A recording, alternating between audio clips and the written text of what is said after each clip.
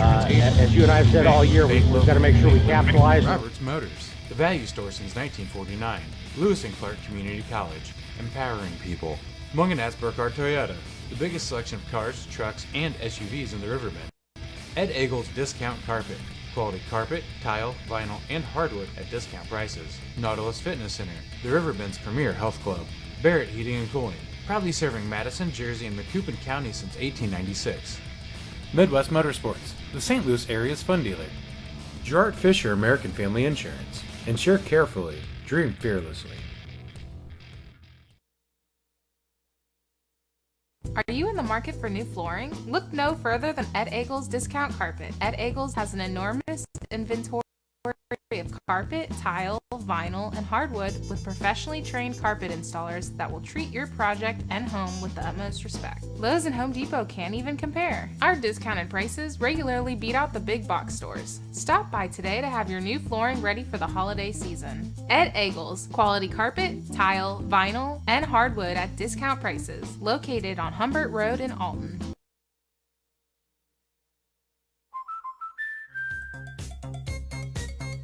We protect your house and your car because we know they're the launching pad to their dreams. And now you can save up to 23% when you bundle home and auto. American Family Insurance.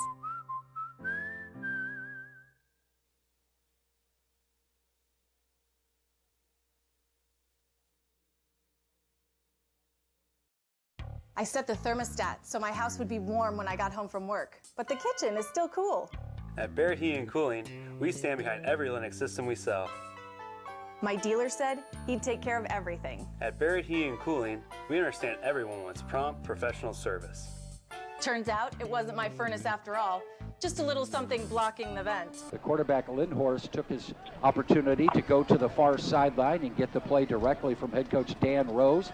Probably, I guess, the senior head coach in the Mississippi Valley Conference, Dan Rose, longtime coach for Waterloo. Here's a snap back to the quarterback. He's going to roll out to his left and deliver a pass downfield. It was out of the reach of his target. Brady Rose was the target that time, and it falls incomplete. That play started on the far hash mark, came all the way on the near side of the field, the wide side of the field, and the quarterback just missed his mark, bringing up fourth down.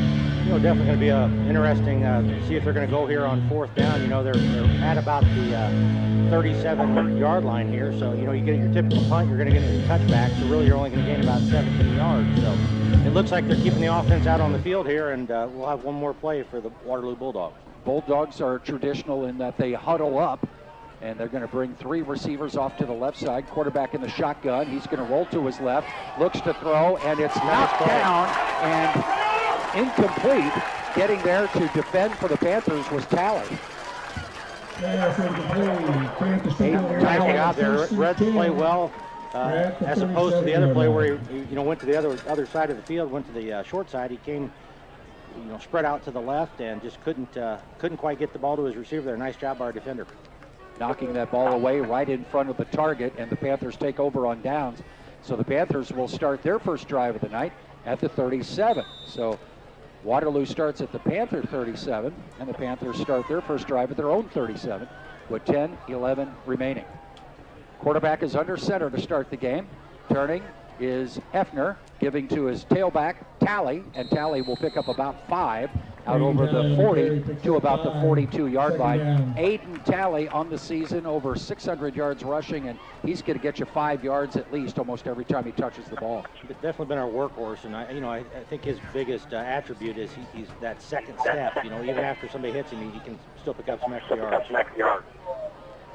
Picks up 5 on first down. Here's a carry by the quarterback, I believe, and he keeps it himself, and he's going to have enough for a Jersey Panther first down as the Panthers move the chains on a keeper by Hefner. First down of the night.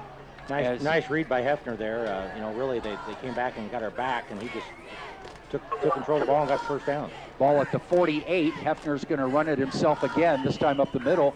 He'll carry for about 3 yards to the 49 of Waterloo, just over midfield. The Panthers on their opening drive of the game finds themselves in Waterloo territory at the 49 of the Bulldogs.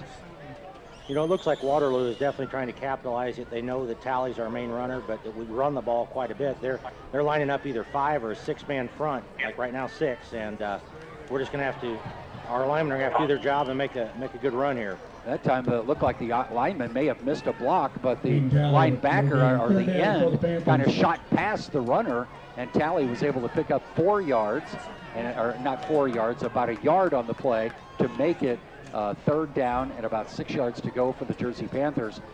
Talley again on the carry as the quarterback was in the eye. 3rd and long, Panthers are in the 5 formation again. This time they fake the handoff, want to throw it, have a man open, it's caught, it's a 1st down and more. Panthers get the ball down to the 30 before being tackled just inside the 30. Making the catch for the Panthers was Gage Walker as the quarterback found his tight end out of the tight formation. And with that running power formation, it was Gage Walker who was able to make the catch from the tight end position. Nice read by the quarterback. Nice overall play there for the Panthers. Single back for the Panthers, and they give it to that running back, running up the middle.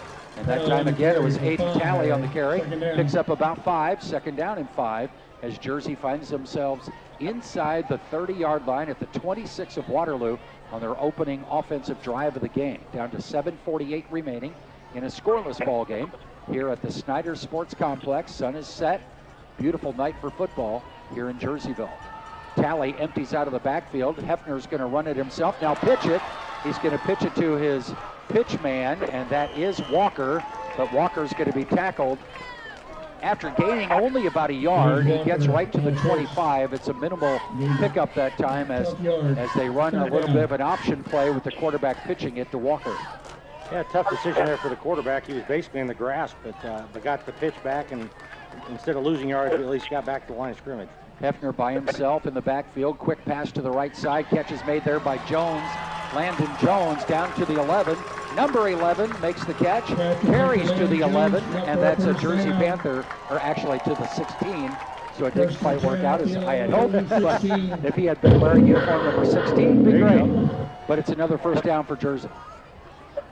Nice play read by the quarterback once again, and nice execution for a 1st down.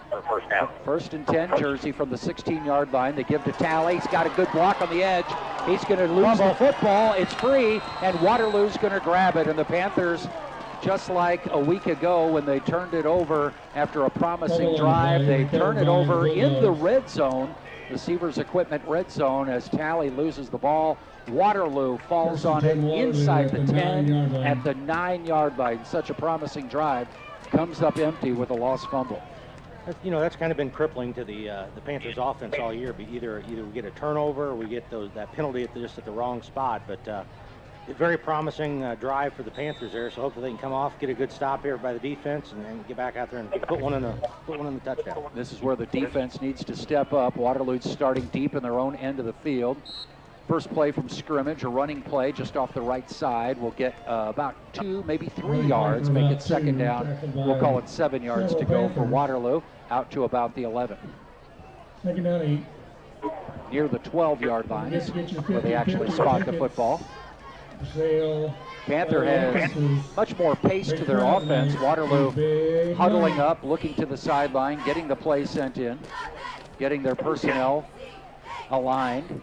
Got to keep an eye on Kobe Osterhage. He goes in motion here, and the quarterback will hand it off in the backfield. Running the football to the near side is Derez Sales, and Sales gets close to the 1st down stripe. Bulldog gets close to the 1st down, tackled there by Needed about 7, and it looks like it's going to be enough to move the chains. Waterloo's first down of the night brings the football out to the 19-yard line.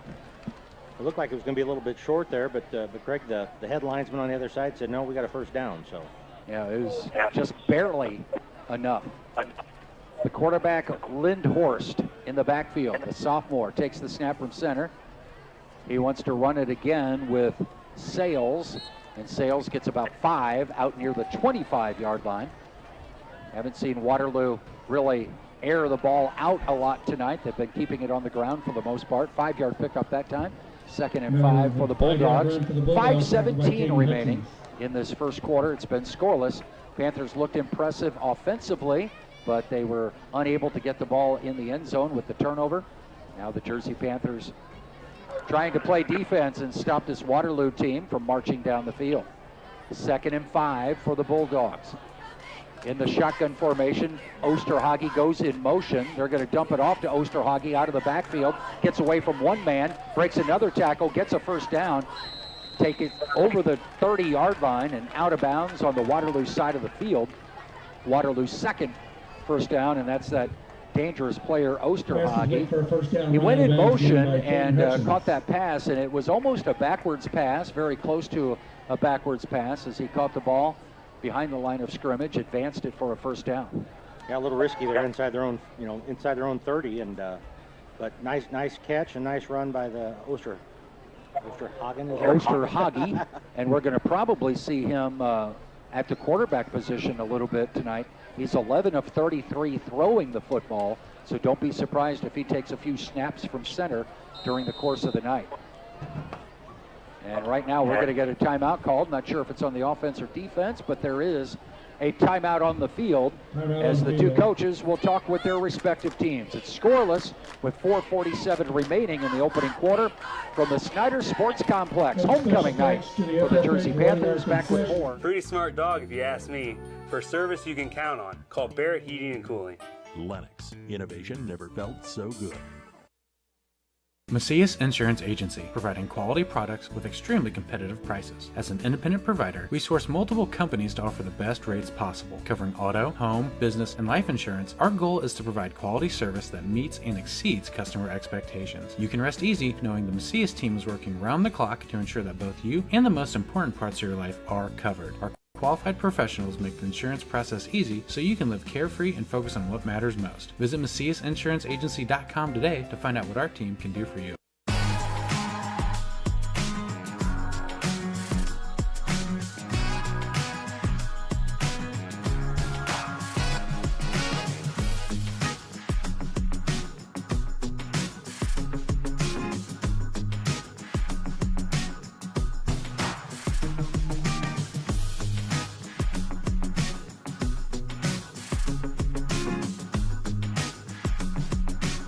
Lindhorst, the quarterback, awaits the snap from center.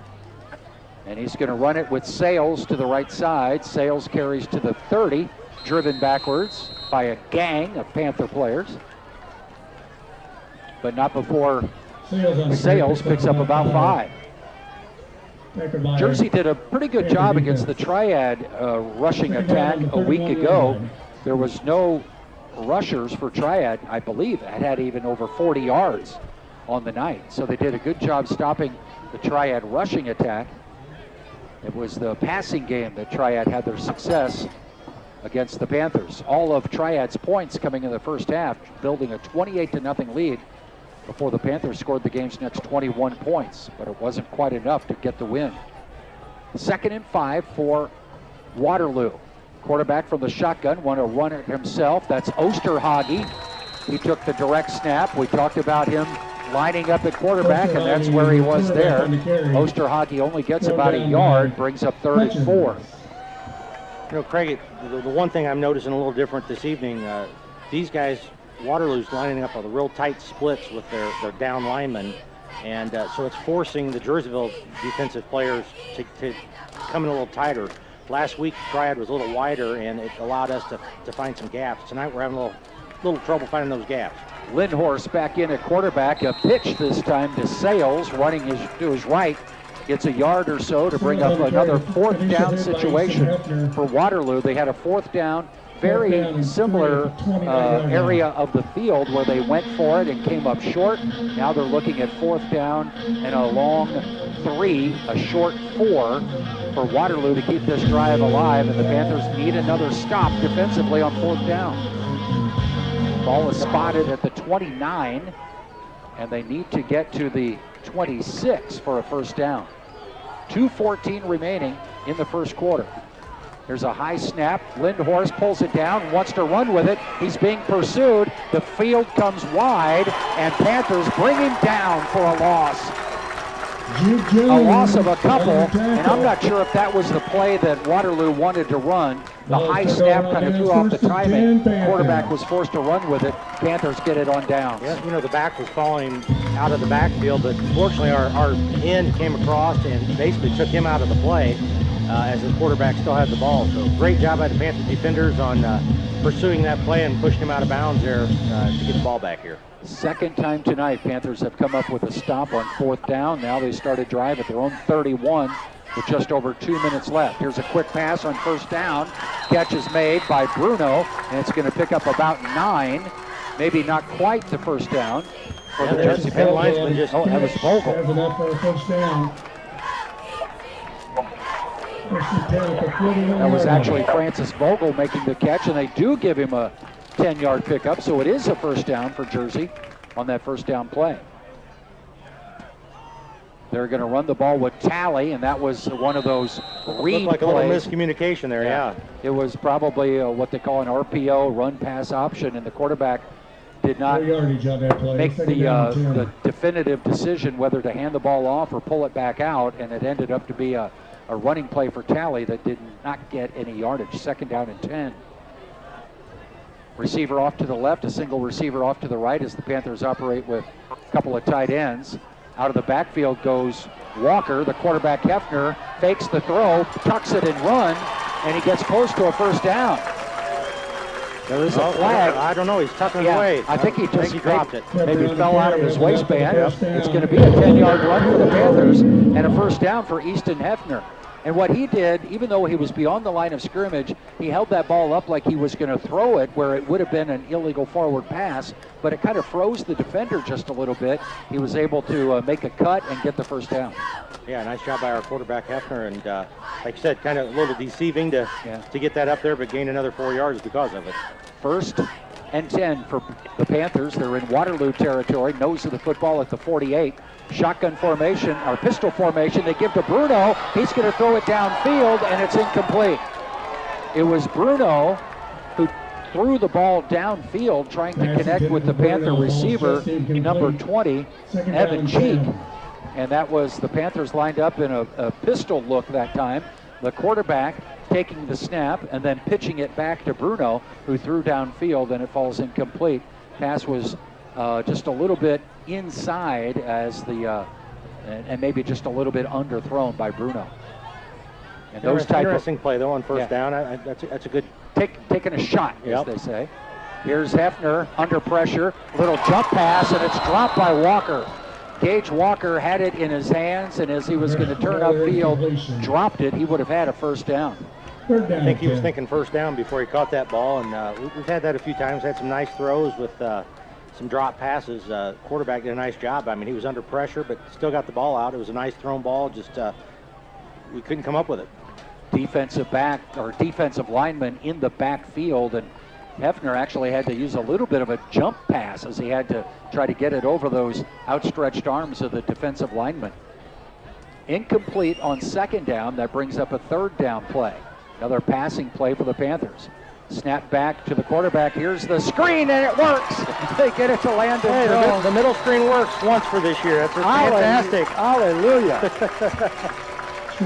We saw that developing, and then I looked downfield, and both of us were cringing when we saw that developing. There wasn't that mass of defensive players all around the receiver, and Landon Jones caught it, had some blockers right in front of him, and gets a 1st down. The middle screen finally works for the Jersey Panthers, and that will be the final play of the 1st quarter. A scoreless 1st quarter here at the Snyder Sports Complex. Jersey Panthers and the Waterloo Bulldogs tied at 0. We'll come back and start the 2nd in 1 minute. Haley Eilerman. Stock up on ingredients for warm family fun. Josie Heitzig. Has free checking become a thing of the past? Not if Liberty has anything to say about it. With 3 free personal checking options and even a free business checking account, free is alive and well at Liberty Bank, the local bank that gives you free checking choices and more cashing in your pocket. Bank locally, bank Liberty. For more information, visit www.bankliberty.com.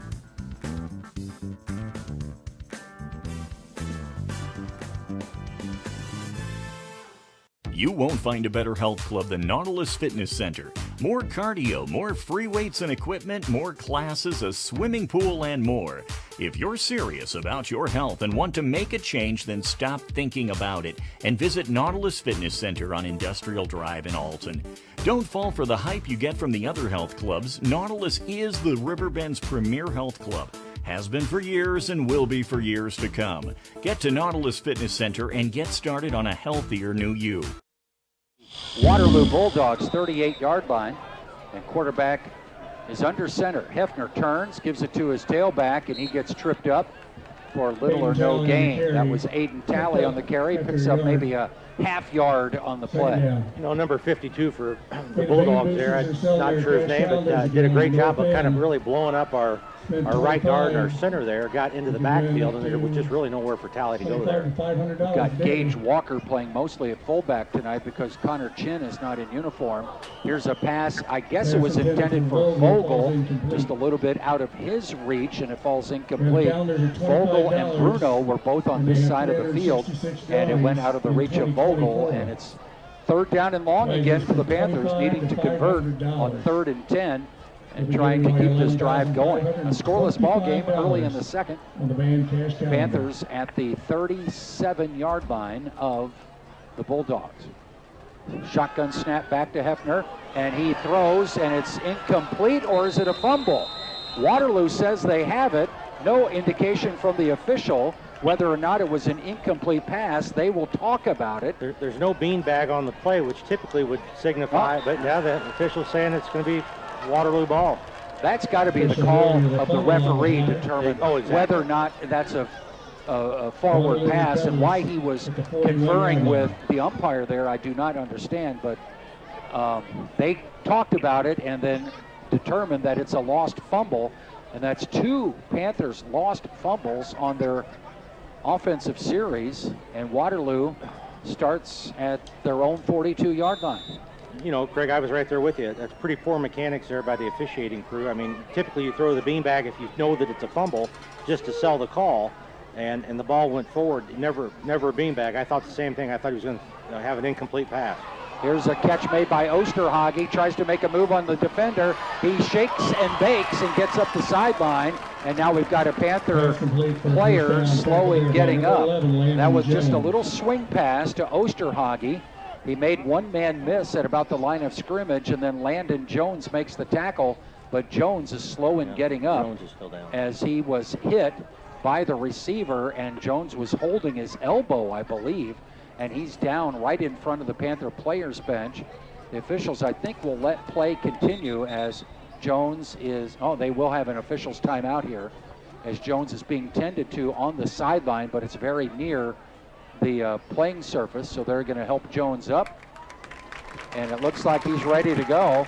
They hand him his elbow, or his helmet. Yeah, he didn't lose he's wondering where the elbow was. Yeah, he didn't lose it. He just maybe got a stinger there, hit that crazy bone, and not before Waterloo gets another big play and a 1st down, and the ball spotted at the 34, and that's that dangerous Kobe Osterhage, as he was able to get the 1st down, making people miss defensively.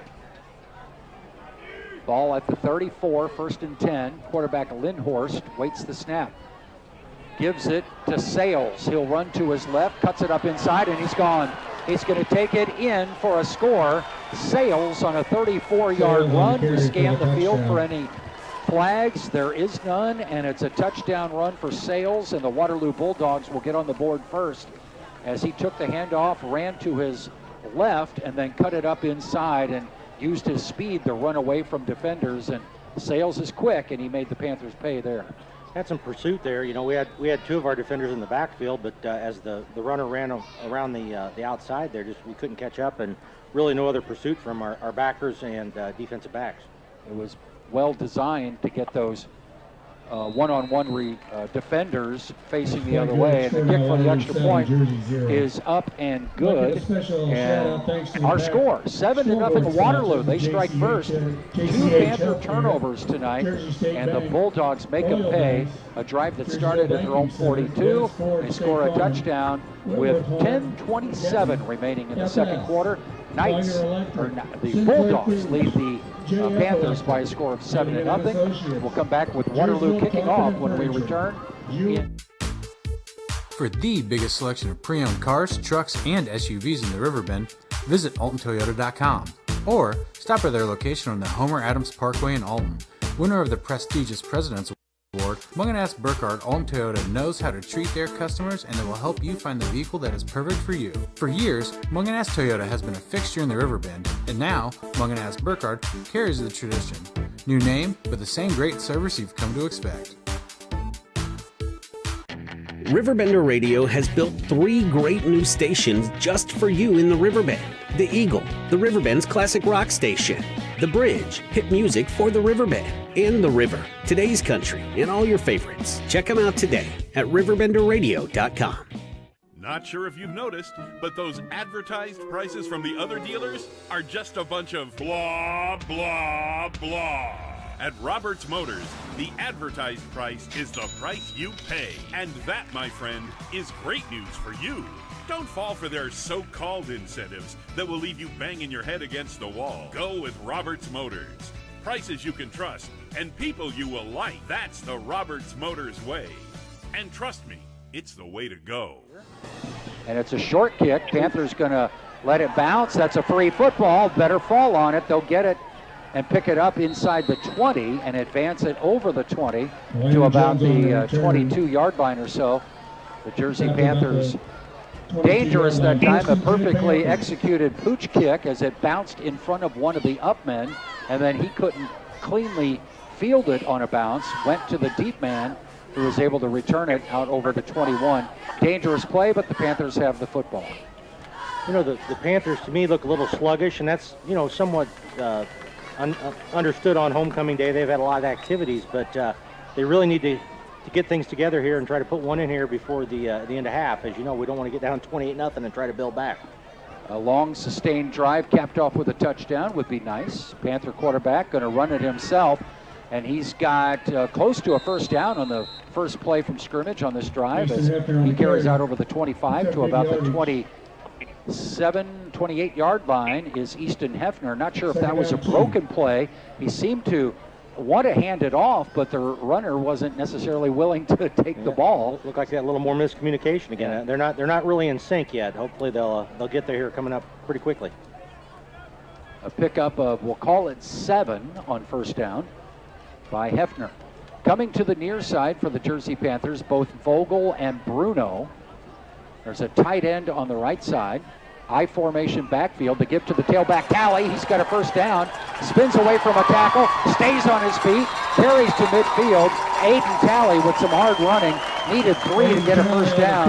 And he carries all the way out to the 50 to move the chains. Another good run from Talley. He's been doing it all season long. Yeah, great run there by the Panther running back and picked up some extra yards after that second effort. And here we are at the 50.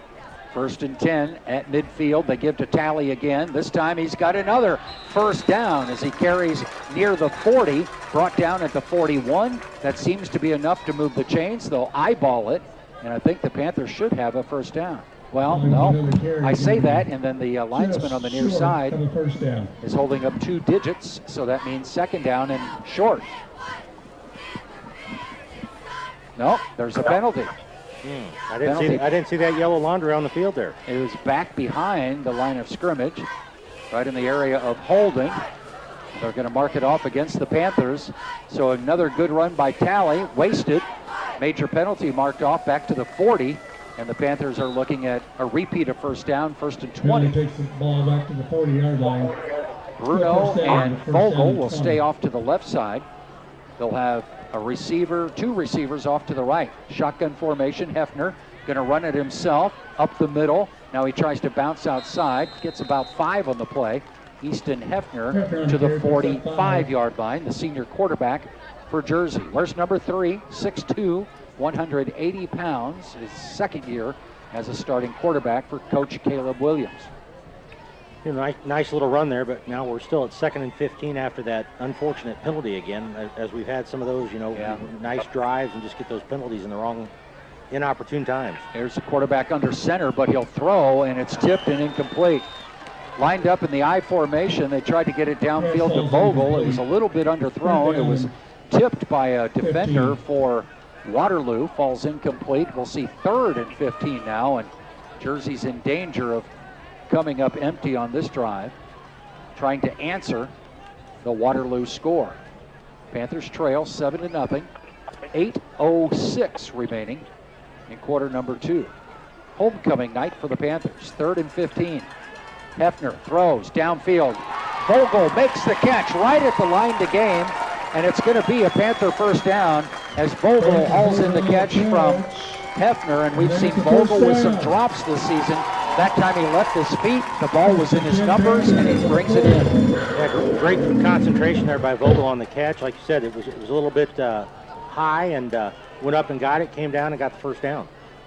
That's a big 3rd down conversion for the Panthers. 3rd and 15, they convert, get a fresh set of downs. They're in Waterloo territory. Fumble. Loose football on the exchange from center. Panthers say lost another fumble. Waterloo comes away with it. 3 drives, 3 lost fumbles for the Jersey Panthers, and another drive comes up empty as Waterloo takes over at their own 40 after a Panther fumble.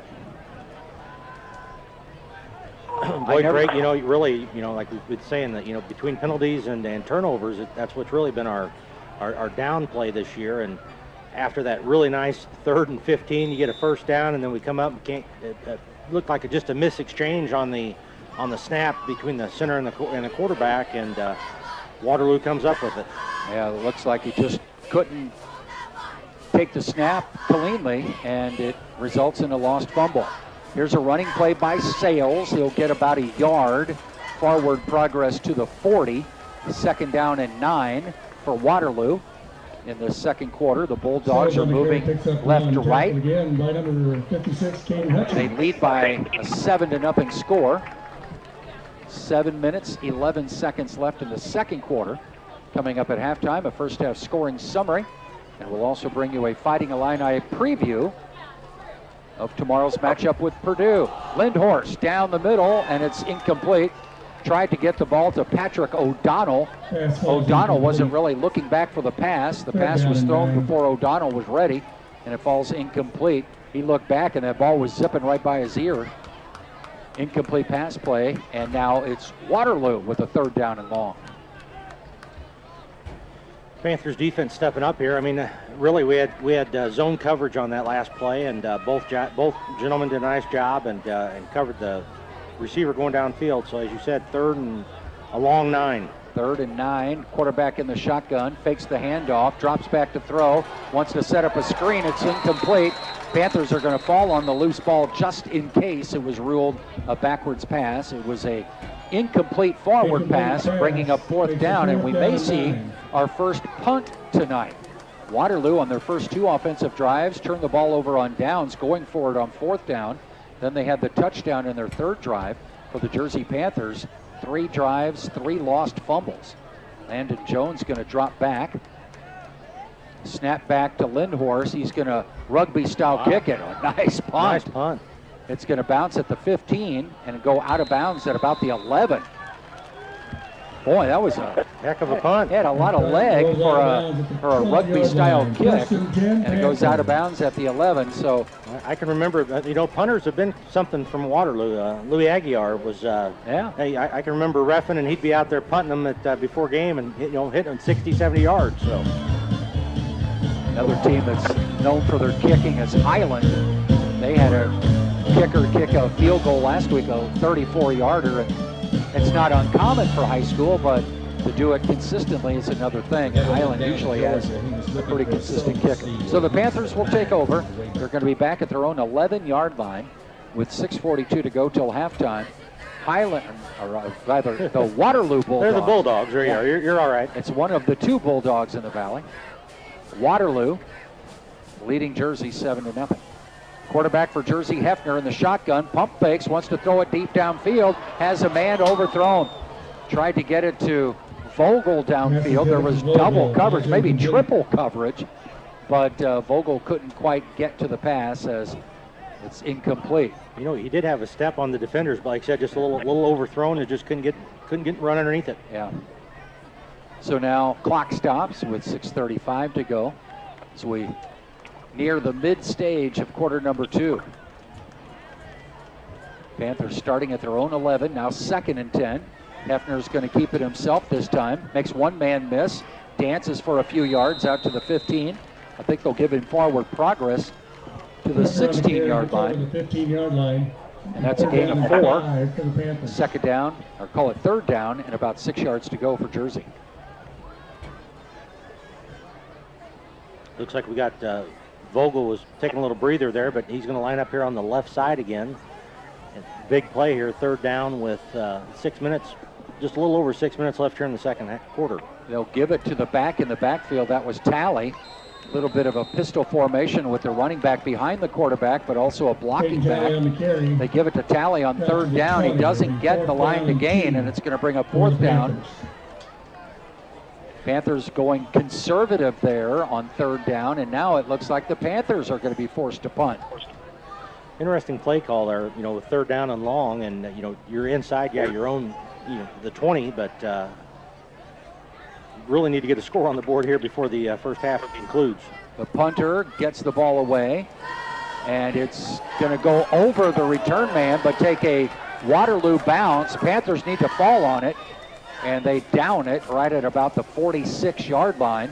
That ball bounced at about the 39, but it took a backwards bounce that benefits Waterloo, and the Bulldogs will have decent starting field position at their own 41 after the Panthers' first punt in the ball game, a drive that started at their own 11, and the punt has the ball at the 41 with 5:18 remaining. The Bulldogs offense is back out there. Looks like we've got another sideline warning on the Bulldogs, so we're going to mark them off here a little bit. That one did get a 5-yard, so evidently they didn't run into anybody, but they gave the sideline warning again, but it looks like the ball's still right there. Yeah, they haven't marked it off. That is, yeah, they should have had a penalty there. They already had a warning. You get one warning and then should be penalized. 1st and 10 Bulldogs. Quarterback is in the shotgun. Gets the snap. Hands it off to Sales. Sales running left side.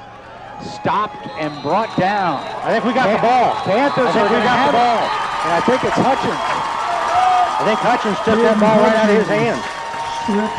He did. Sales was going down. He's handing it to the official here. Here we go. And the official was watching it not 5 feet away, and he indicated quickly that it was a Panther ball as it was lost by the runner. Sales. Panthers take it on the first down play. The Panthers get a takeaway, and now the offense will have good starting field position at the 41-yard line of Waterloo. Jersey's offense on the field with 5:09 remaining in the first half. This is where they need to convert. This is where they need to stay on the field as the offense. Well, now it looks like they've reversed their decision. It looks like Waterloo's offense is still out there on second down. Oh. There was no whistle. There was no whistle. The man who was closest, the referee, indicated that it was a first down or a turnover.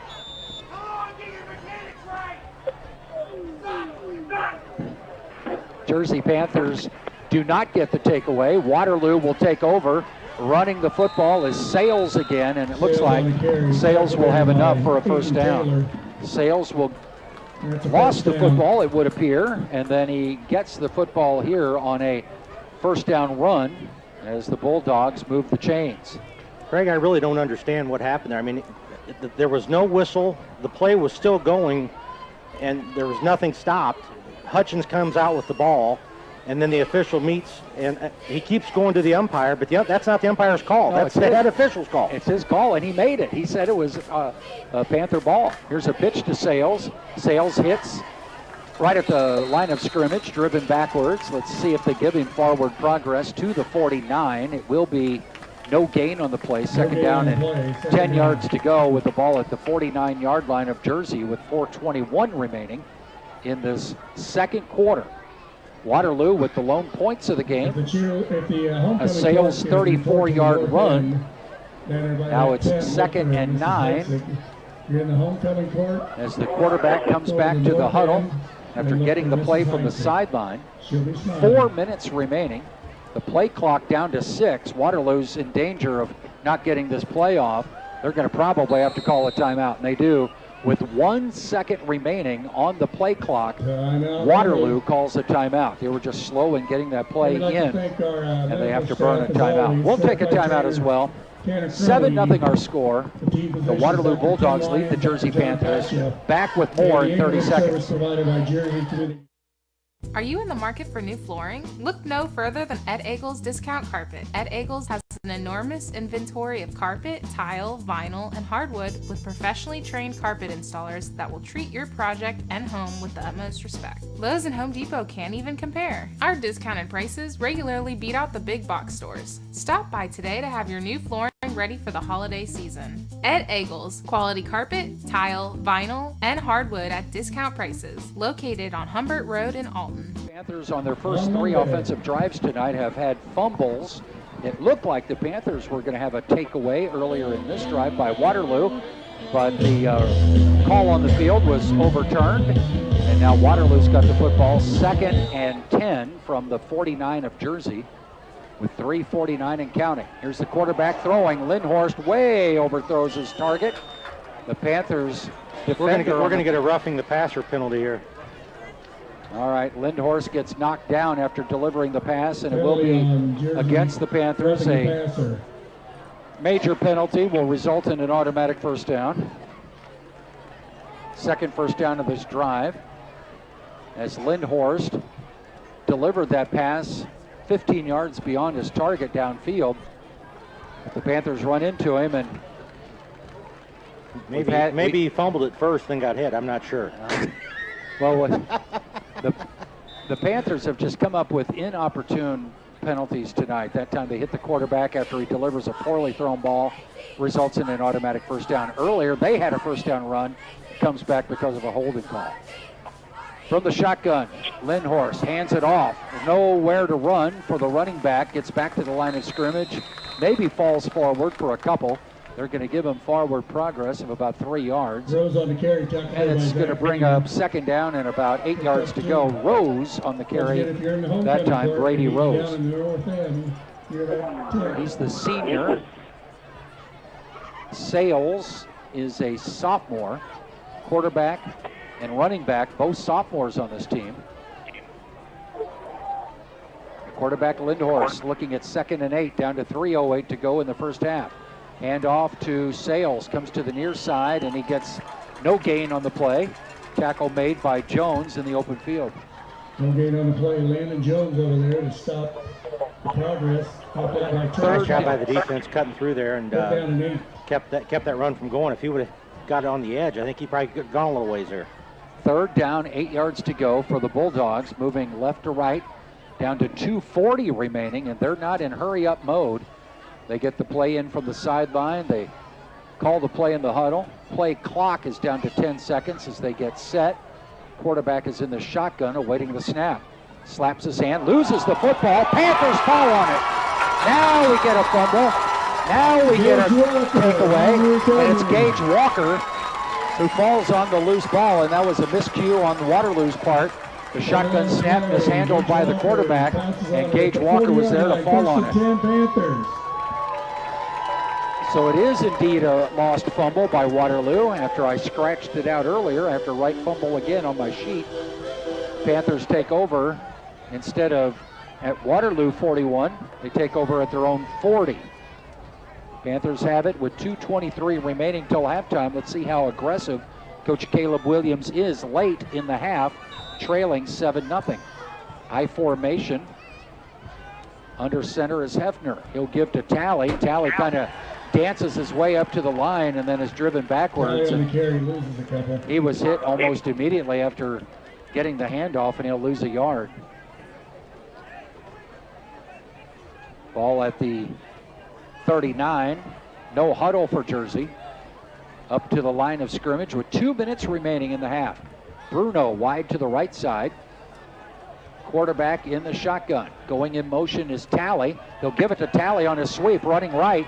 Talley stops his feet, and that causes the defense to converge on him. And I'm sure he was going to cut it up inside, but he slowed his feet down, and that allowed the defense to pursue and bring him down after a 2-yard gain.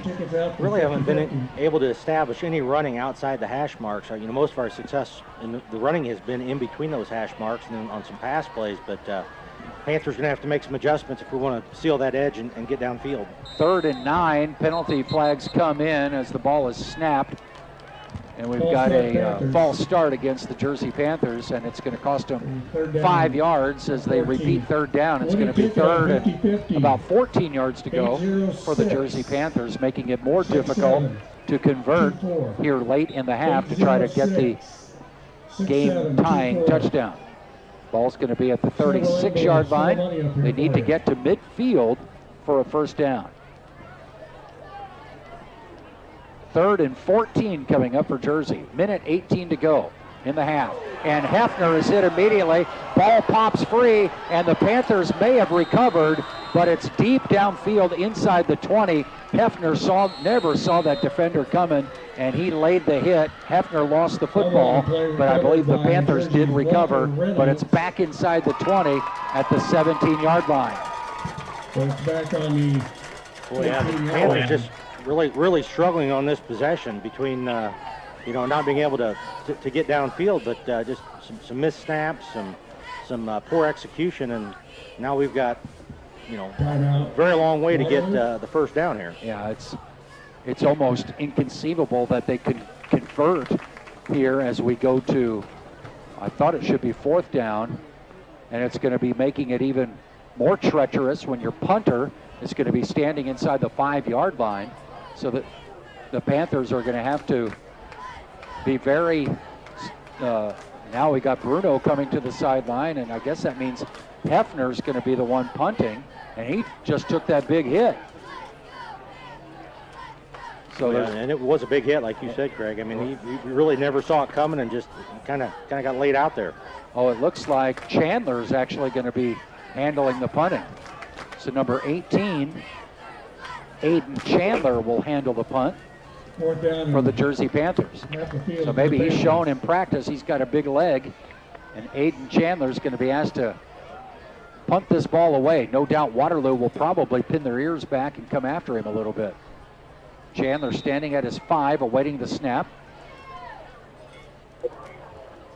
Gets a good snap and gets the punt away, and he's hit, but no flag. Now it comes in. There's a penalty flag on the field on the punt by the Panthers. It was a very short punt, but if that ball was tipped, and maybe it is going to be roughing, which is an automatic first down, which is huge. Because the Panthers not... It was 4th and 33. Yeah, they're not going to get all that yardage back, but they will get a fresh set of downs. Penalty on the play. Now, the only thing that Waterloo could argue is whether that ball was tipped.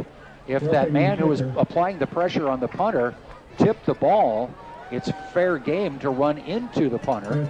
But apparently there was no contact made with the football, and the Panther offense is back on the field. And it looks like it's going to be Jackson Bruno going wide to the right, so Chandler's going to, or Hefner's going to stay in there at quarterback despite taking that big hit. So they get a first down, and the line of scrimmage is now the 32. And they'll run the ball with the quarterback Hefner carrying out near the 40 on the first play here, and then we'll get a quick timeout called by the Jersey sideline. 55 seconds remaining in the half. Jersey trails 7-0. They've called the timeout. It will be 2nd down and about 6 yards to go for the Panthers. When we come back, we'll be back in 30 seconds. We protect your house and your car. Because we know they're the launching pad to their dreams. And now you can save up to 23% when you bundle home and auto. American Family Insurance. The best of our ability. Call GTI at 618. I set the thermostat so my house would be warm when I got home from work, but the kitchen is still cool. At Barrett Heating and Cooling, we stand behind every Lennox system we sell. My dealer said he'd take care of everything. At Barrett Heating and Cooling, we understand everyone wants prompt, professional service. Turns out it wasn't my furnace after all, just a little something blocking the vent. Pretty smart dog if you ask me. For service you can count on, call Barrett Heating and Cooling. Lennox, innovation never felt so good. Second down and 4 yards to go. Hefner with a quick pass. The catch is made. Evan Cheek on the catch, and it's a first down for Jersey as Cheek makes the catch at the 47, advances it to the 49. First down, Jersey. So they get a first down, and that stops the clock momentarily, and they call another timeout, and I believe this is their final timeout called in the half. We'll keep it here during this stoppage. There is a timeout on the field with the Panthers now just shy of midfield at the 49. They still have 51 yards to go to get to the end zone, and there's only 49 seconds remaining in the half. Coming up at halftime, we'll have a first half scoring summary, and so far there's not been a lot to talk about as far as scoring is concerned. We'll also have our Fighting Illini feature. It's called the Orange and Blue Football Show, looking back on a win over Florida Atlantic and looking ahead to a matchup with Purdue as Big Ten play resumes. Illinois is 0-1 in Big Ten play, losing on their home field to Penn State. Now they go on the road to West Lafayette to take on the Purdue Boilermakers tomorrow afternoon. We'll have coverage beginning at 1:30 tomorrow. Out of the timeout, 1st and 10 Jersey. Hefner from the shotgun takes a short drop. Now he rolls to his right, looks downfield, throws it to Talley, who makes the catch, gains 5. Panthers need to run a play quickly. They get up to the line of scrimmage. The ball is spotted right at the 46-yard line. 32 seconds remaining. Second down, 5 for Jersey. They get set with 27 seconds. Hefner takes the snap. He's under pressure, gets away, looks downfield, tucks it and runs. He's going to go out of bounds after getting a first down with 19 seconds left. After picking up a first down. Easton Hefner again under pressure, avoided the man who was applying the rush from the right side, and then he was able to look downfield, saw no one open, ran for the first down, goes out of bounds at the 40. Now with 19 seconds remaining, the Panthers have the ball at the Waterloo 40-yard line. 1st and 10 Panthers. 2 receivers to the left. The wide receiver is Vogel. Slot receiver is Bruno. Hefner from the shotgun. Drops back, throws left, looks, finds Bruno. Bruno at the 30, gets out of bounds. Smart play by Bruno to scamper out of bounds at the 29. Start taking a couple strikes towards the end zone here. You got a little over 13 seconds here in the second quarter. Nice job moving it downfield. Now you put us inside the 30 here, and probably typical, maybe 3 possessions, if that. You can get maybe 3 plays, but they have to be quick. They can't be these long developing plays. 1st and 10, the ball at the 29. Panther quarterback in the shotgun, looks to his left. A quick pass is caught, and out of bounds goes Vogel, and that was just designed to advance the ball forward. Short distance, only about a gain of 5 or 6 yards. Ball spotted at the 25. And they can do that again if they want, but maybe you got to take that shot to the end zone too. Maybe fake a pass like that and then dump it downfield. We'll see if the Panthers change up their decision making here. They're on the left hash mark. To the wide side of the field is Jones. Bruno will join him. There's also Talley as a slot receiver. To the left side, the near side, the short side is Vogel. Hefner needs to throw it quickly. Time is running down. He'll get out of bounds with 3 seconds remaining after he carries for what appears to be a first down. It will be a first down for Hefner as he goes out of bounds at the 17. That's 4 first downs in this drive for Jersey. Panthers find themselves in the Seavers Equipment red zone with the ball spotted at the 18-yard line, but this is going to be the final play of the half. We've only got 3 seconds left, and the Panthers are going to bring out the kicker to attempt a field goal.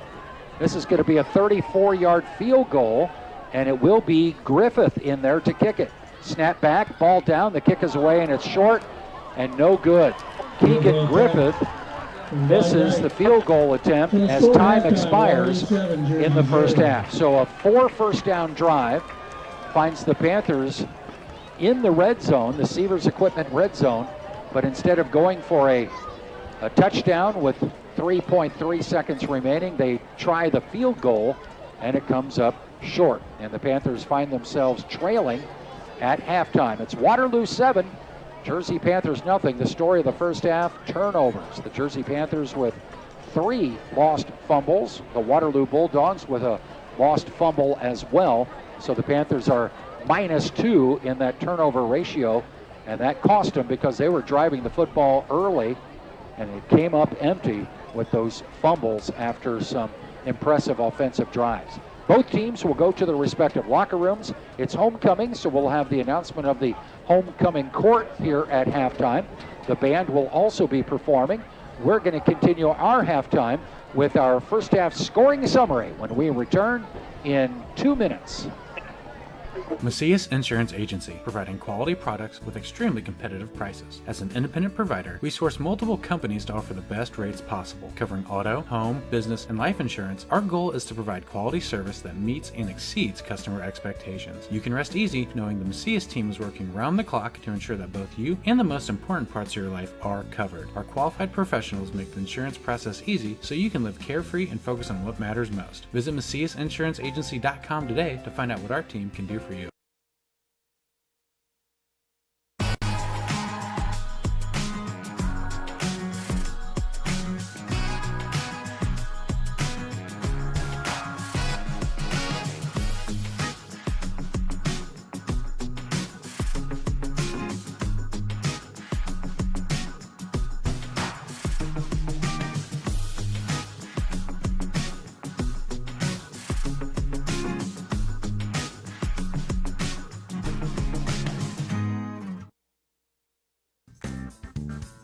Has free checking become a thing of the past? Not if Liberty has anything to say about it.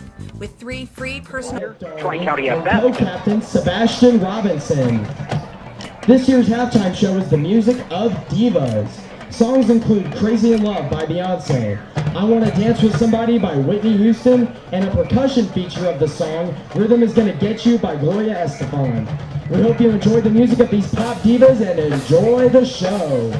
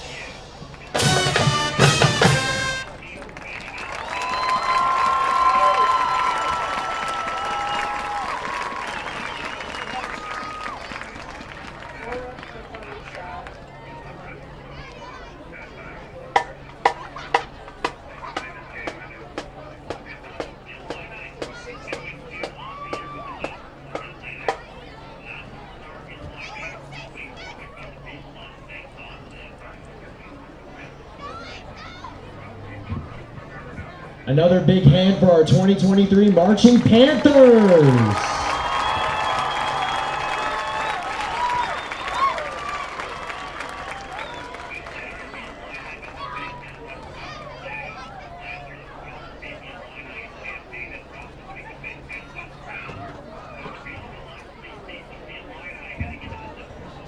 All right, our freshman class attendants are Miss Anna Phillips and Mr. Benjamin Zimmerman. Anna is the 14-year-old granddaughter of John and options and even a free business checking account. Free is alive and well at Liberty Bank, the local bank that gives you free checking choices and more cashing in your pocket. Bank locally, bank Liberty. For more information, visit www.bankliberty.com.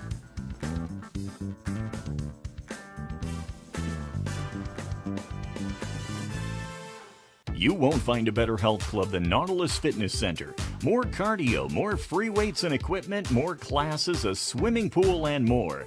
If you're serious about your health and want to make a change, then stop thinking about it and visit Nautilus Fitness Center on Industrial Drive in Alton. Don't fall for the hype you get from the other health clubs. Nautilus is the Riverbend's premier health club. Has been for years and will be for years to come. Get to Nautilus Fitness Center and get started on a healthier new you. For the biggest selection of pre-owned cars, trucks, and SUVs in the Riverbend, visit AltonToyota.com or stop by their location on the Homer Adams Parkway in Alton. Winner of the prestigious President's Award, Munganast Burkhardt Alton Toyota knows how to treat their customers, and they will help you find the vehicle that is perfect for you. For years, Munganast Toyota has been a fixture in the Riverbend, and now Munganast Burkhardt carries the tradition. New name, but the same great service you've come to expect. RiverBender Radio has built 3 great new stations just for you in the Riverbend. The Eagle, the Riverbend's classic rock station. The Bridge, hit music for the Riverbend. And The River, today's country, and all your favorites. Check them out today at RiverBender.com.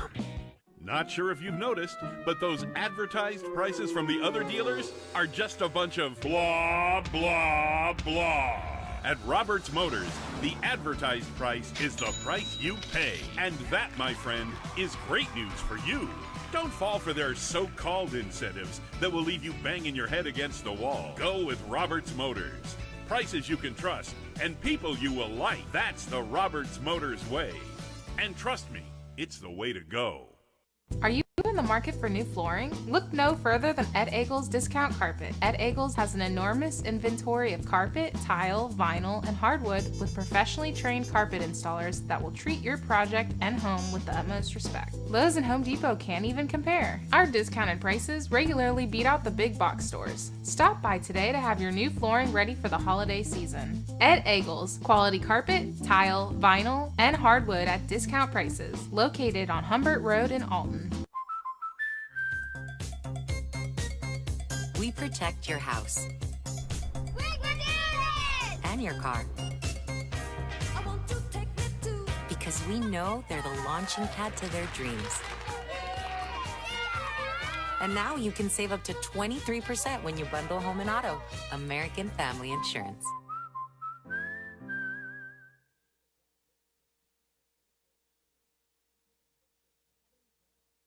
I set the thermostat so my house would be warm when I got home from work, but the kitchen is still cool.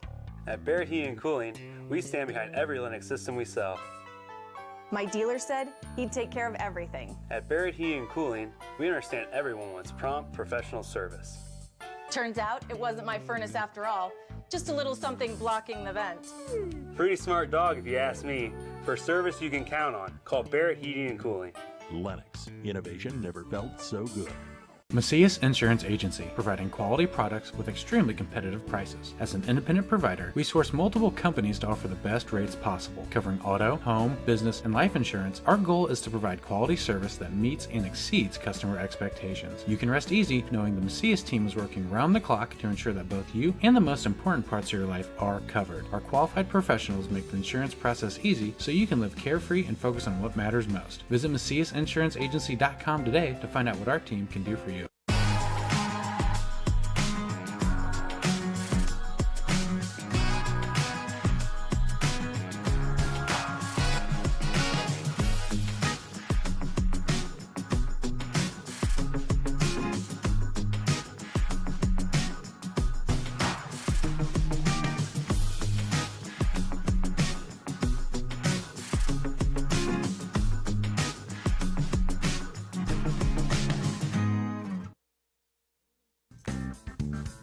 Has free checking become a thing of the past? Not if Liberty has anything to say about it. With 3 free personal checking options and even a free business checking account, free is alive and well at Liberty Bank, the local bank that gives you free checking choices and more cashing in your pocket. Bank locally, bank Liberty. For more information, visit www.bankliberty.com.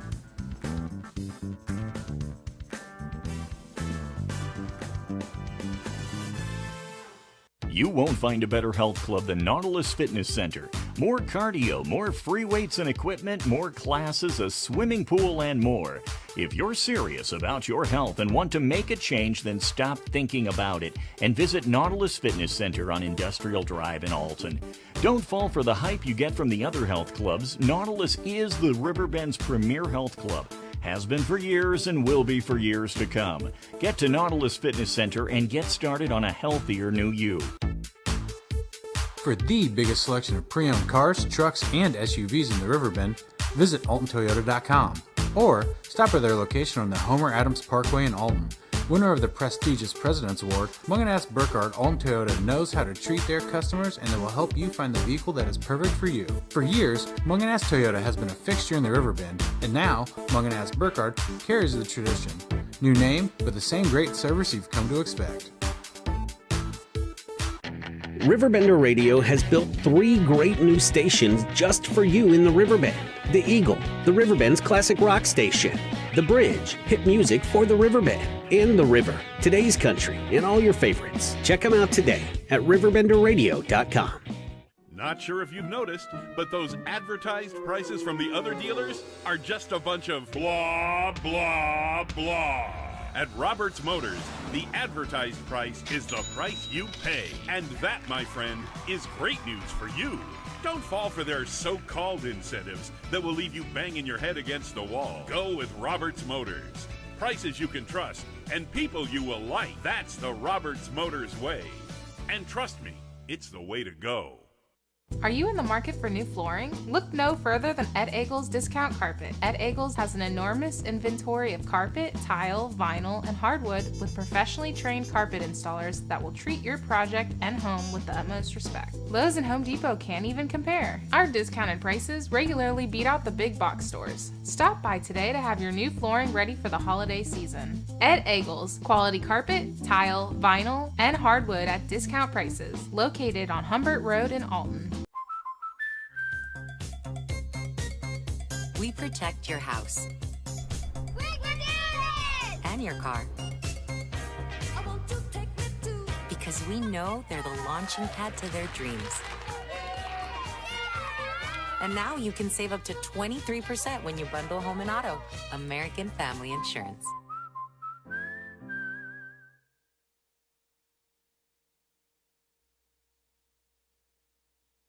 I set the thermostat so my house would be warm when I got home from work, but the kitchen is still cool. At Barrett Heating and Cooling, we stand behind every Lennox system we sell. My dealer said he'd take care of everything. At Barrett Heating and Cooling, we understand everyone wants prompt, professional service. Turns out it wasn't my furnace after all, just a little something blocking the vent. Pretty smart dog if you ask me. For service you can count on, call Barrett Heating and Cooling. Lennox, innovation never felt so good. Macias Insurance Agency, providing quality products with extremely competitive prices. As an independent provider, we source multiple companies to offer the best rates possible, covering auto, home, business, and life insurance. Our goal is to provide quality service that meets and exceeds customer expectations. You can rest easy knowing the Macias team is working round the clock to ensure that both you and the most important parts of your life are covered. Our qualified professionals make the insurance process easy so you can live carefree and focus on what matters most. Visit MaciasInsuranceAgency.com today to find out what our team can do for you.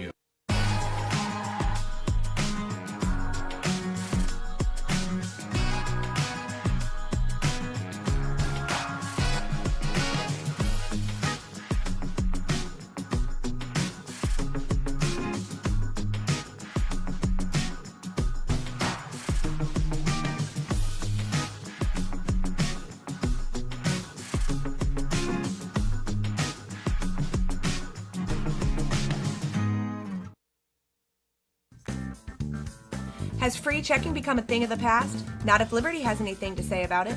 With 3 free personal checking options and even a free business checking account, free is alive and well at Liberty Bank, the local bank that gives you free checking choices and more cashing in your pocket. Bank locally, Bank Liberty. For more information, visit www.bankliberty.com.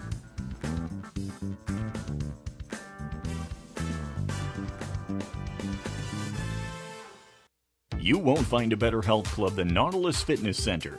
More cardio, more free weights and equipment, more classes, a swimming pool, and more. If you're serious about your health and want to make a change, then stop thinking about it and visit Nautilus Fitness Center on Industrial Drive in Alton. Don't fall for the hype you get from the other health clubs. Nautilus is the Riverbend's premier health club.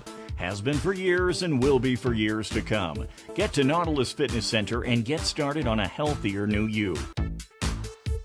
For the biggest selection of pre-owned cars, trucks, and SUVs in the Riverbend, visit AltonToyota.com or stop by their location on the Homer Adams Parkway in Alton.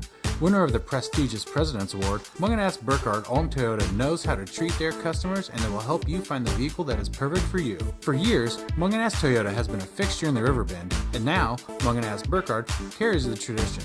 New name, but the same great service you've come to expect.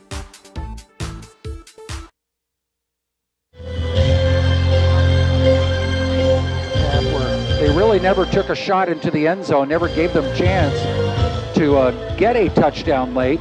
The pass plays that were called were all short out patterns that went out of bounds, and even a running play that went out of bounds, so they didn't try that shot into the end zone, and knowing that they're going to get the football back to start the second half. So Jersey's found themselves down 7-0, not quite the deficit they had a week ago. Let's see how they respond on their home field here in the second half of action. The return team for the Panthers out on the field. Waterloo's going to bring out their kicking team, and they'll punt the ball or kick the ball away. The one time we saw Waterloo kick off after their score, they tried a pooch kick. They did not boot it deep downfield, and it was almost misplayed by the Panthers. I don't know if that's been Waterloo's strategy all season long, but we'll see what they do here with Sales. I believe it was Sales teeing the ball. I think you're right.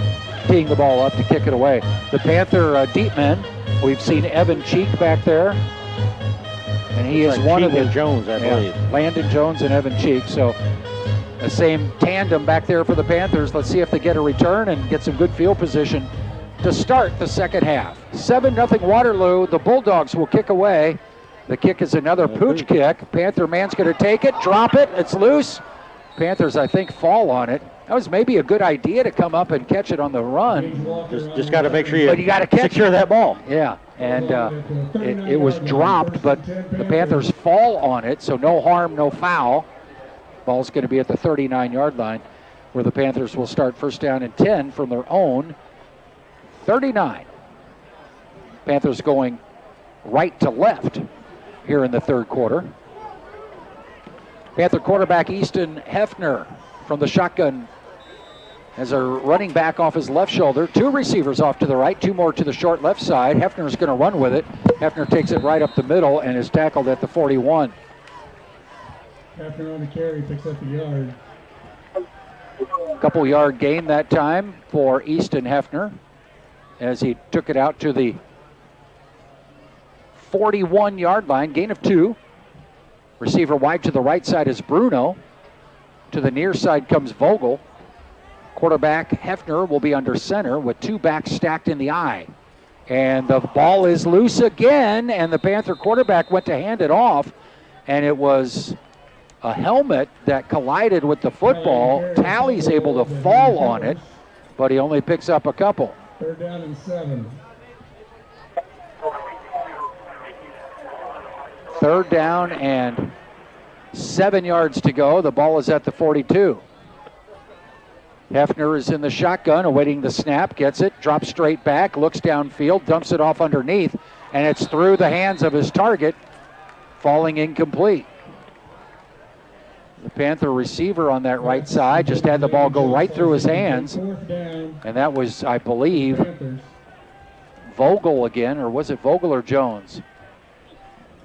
I'm going to turn up Greg's microphone. I think it was Vogel, I'm pretty sure. Yeah, we've seen Francis have just balls go right through his hands often this season, and that time it was and they had too many men on the field, but it wasn't caught by the officials.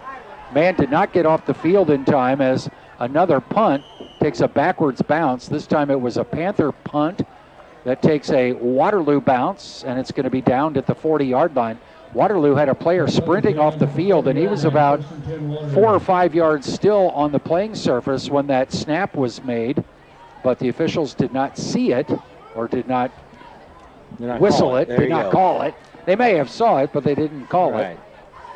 So the Panthers forced a punt, just the second punt of the night for Jersey.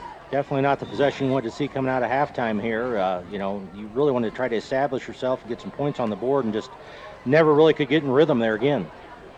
So now it's 1st and 10 for Waterloo. Their offense on the field at the 40-yard line, leading 7-0. The quarterback all night long has been Lindhorst. We've seen one snap taken by Osterhage. This time it's a handoff to Sales, and Sales will pick up about 4 out near the 45. Sales on carry, tackled there by Gage Walker. Derez Sales is a 5'9", 166-pound running back. He's really not even listed as a running back in the roster. It seems like he's maybe been inserted into that role as this season has gone on. Osterhage, he's been one of their more effective players all season long. He's one of a bunch of receivers to the left side. On 2nd down and 5, the quarterback hands it off to Sales, looking for blockers on the far side. He'll get the first down, goes out of bounds right in front of the Waterloo players' bench at about the 41-yard line. Sales had a 34-yard run for a score. Gets a first down run here into Panther territory, knocked out of bounds at the 42-yard line. It's 1st and 10 Waterloo.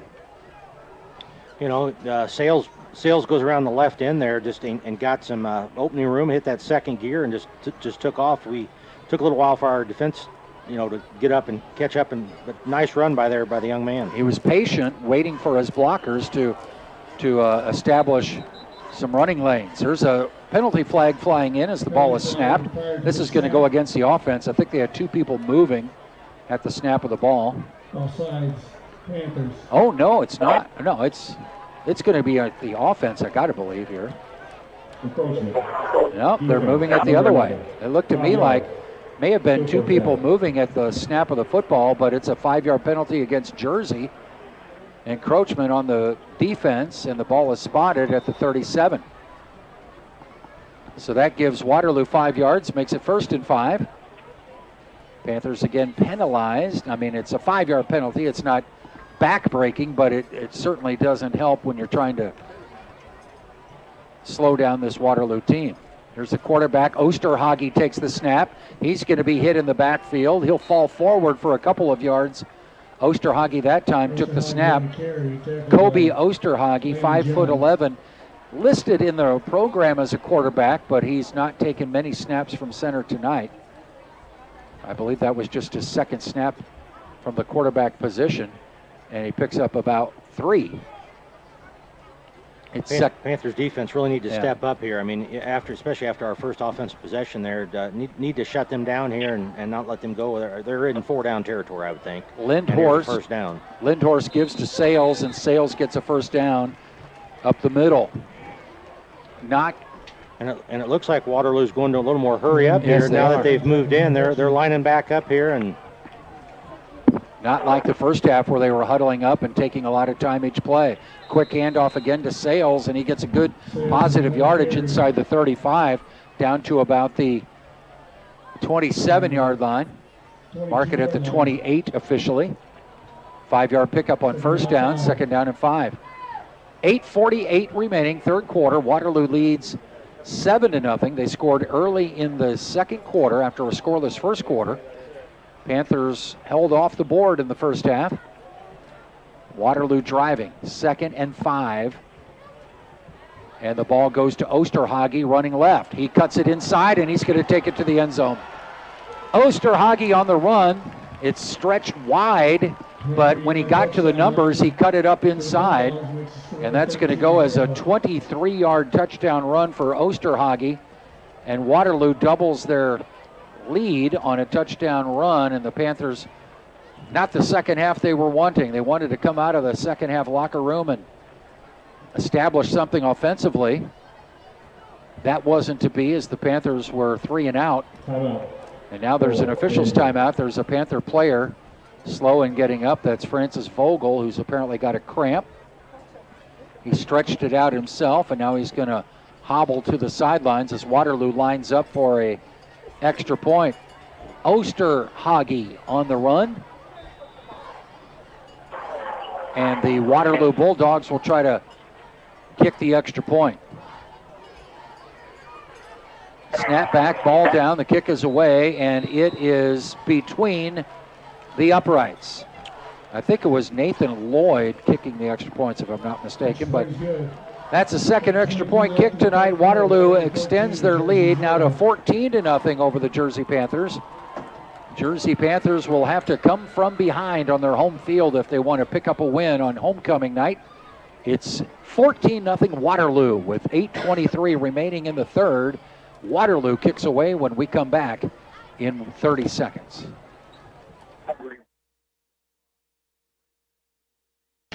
RiverBender Radio has built 3 great new stations just for you in the Riverbend. The Eagle, the Riverbend's classic rock station. The Bridge, hit music for the Riverbend. And The River, today's country, and all your favorites. Check them out today at RiverBender.com. Not sure if you've noticed, but those advertised prices from the other dealers are just a bunch of blah, blah, blah. At Roberts Motors, the advertised price is the price you pay. And that, my friend, is great news for you. Don't fall for their so-called incentives that will leave you banging your head against the wall. Go with Roberts Motors. Prices you can trust and people you will like. That's the Roberts Motors way. And trust me, it's the way to go. A leg into it that time, and it almost checked up inside the 5, but the Panthers have it bounce into the end zone. Jersey will get it at the 20. Nice job by the back man there, making sure that did go in the end zone. If not, like you said, we were going to be about the 3-yard line with the ball. But Waterloo on that last possession did exactly what I was hoping the Panthers were going to do coming out of halftime. I mean, they took the ball, moved it right downfield, established the ground game, and did a nice job. The Panthers really need to show something here. This is, in my opinion, by far the most lackluster offense we've seen all year for the Panthers. We just can't get anything in rhythm, and we're not moving the ball. And then when we do move the ball, we're either turning it over or getting a penalty that at the most inopportune time. So Panthers need to establish something here early with 8 minutes left here in the third quarter. From the shotgun, Hefner takes the snap, a quick pitch to his running back, and it's Cheek coming to the near side. Evan Cheek tackled at the 21 for a short gain. Evan Cheek, diminutive, listed at 5'4". He's been a special teams player all season long. We've seen him in the backfield a few times this year. And Evan Cheek, now he lines up as a receiver over on the right side, as Hefner has a running back off his right shoulder. That's Walker. Quick pass to Walker. Tries to cut it up inside, and he's tackled at the 20. Pass to Gage Walker. Connor Chin not in uniform tonight, and it causes the Panthers to maybe make some personnel changes. I mean, when you had Chin in the backfield blocking for Talley, you had Gage Walker as a tight end, and now you move Walker into the backfield, and it just changes the personnel. They're not 100%, and that's just how the Panthers are not a very deep team anyway. They just don't have that margin of error and that depth. And right now they've got Talley on the sideline. Quarterback is Hefner in the shotgun on 3rd and 10. He's going to look downfield, throws on the run. The ball is tipped. Bruno tried to get it, but a man picks it off right in front of him. The interception made by Justin Manning on a tipped pass. Bruno, there is a penalty flag. We'll see if it gets Jersey. If it is, it will be declined by Waterloo. There is a penalty flag on the field. And we'll see if this interception will stand. It was a tip pass, holding against Jerseyville. It will be declined. And that interception is a killer because it's deep into Panther territory. A tip pass picked off by Manning, and Waterloo's going to start at the 24-yard line. 4th turnover tonight for Jersey. it's tough to overcome those. I mean, like I said, it was tipped and the ball went up, and it almost looked like Bruno was going to try to come back and get it, and then the Waterloo defender just came right in and picked it off. Yeah, he dived right in front of him and got it before it hit the turf. Waterloo offense starting in Panther territory. It's the quarterback Lindhorst to throw, wide open, touchdown. Touchdown reception by Brady Rose. One play drive after the Panther turnover. Waterloo does it. There is a penalty flag. I believe we got an illegal man downfield. Number 61 was downfield about 8 yards, and the umpire threw the flag. That's typically his call. And that is the call that's made on the field. So that score will come back as Waterloo gets victimized by a penalty flag, as it comes with a touchdown being made on the field. And again, it's one of those instances where the player who was downfield did not really have any role in the play whatsoever, but he gets called on a penalty. Yeah, definitely. You know, that was way behind the play. I mean, when the ball went in the air, I mean, their receiver was wide open and basically took about, 4 gallops and went into the end zone. But flag comes out, and fortunate for the Panthers there to take the touchdown off the board. So the replay first down. It'll be 1st and 15 with the ball at the 29. Snap back, ball dropped, and I believe Lindhorst falls on it. Snap to the quarterback in the shotgun, and he just dropped it at his feet. There was a Panther player there, almost able to grab it. It's going to go as a loss of yardage back to the 33-yard line. Panthers couldn't get the takeaway, but they do have a loss of yardage for Waterloo, and now it's going to be 2nd down and long for the Bulldogs. Ball back at the 33 after the mishandled shotgun snap. 2nd down. 19 yards to go for Waterloo. Osterhage, one of 3 receivers, bunched on the left side. Got another receiver wide right. Lindhorst will hand it off to Sales, cuts it inside, breaks 1 tackle, drags another man inside the 30. Tackled at about the 29 is Sales. He's got a touchdown run tonight. Osterhage also with a touchdown run. Waterloo leads 14-0, and now they're facing 3rd down and long. They're definitely in 4-down territory again. Once again, we've seen them get inside the 40 and have them punted, even when they've had some long conversions. So looks like 2 more plays here for the Bulldogs. Panthers were able to stop them back in the first half when Waterloo had similar situations. 3 receivers to the left side. The quarterback in the shotgun awaits the snap. Lindhorst rolls to his left, looks downfield, under pressure, delivers, picked off. Intercepted by the Panthers up the sideline. Jersey Panthers. And I think he lost it too. And then I think he went out of bounds. Yeah, okay. And trying to get the number. Side of the field, hard to see that. Aiden Taylor, I believe. Yeah, I believe it was Aiden Taylor on the interception. So the Panthers get the takeaway. Huge takeaway there for Jersey. 2nd turnover of the night for Waterloo. Panthers take over. The ball will be spotted at the 44. The Panthers' own 44. 5:17 remaining here in the 3rd quarter. Aiden Taylor with the interception. Quarterback under center, and he's hammered down.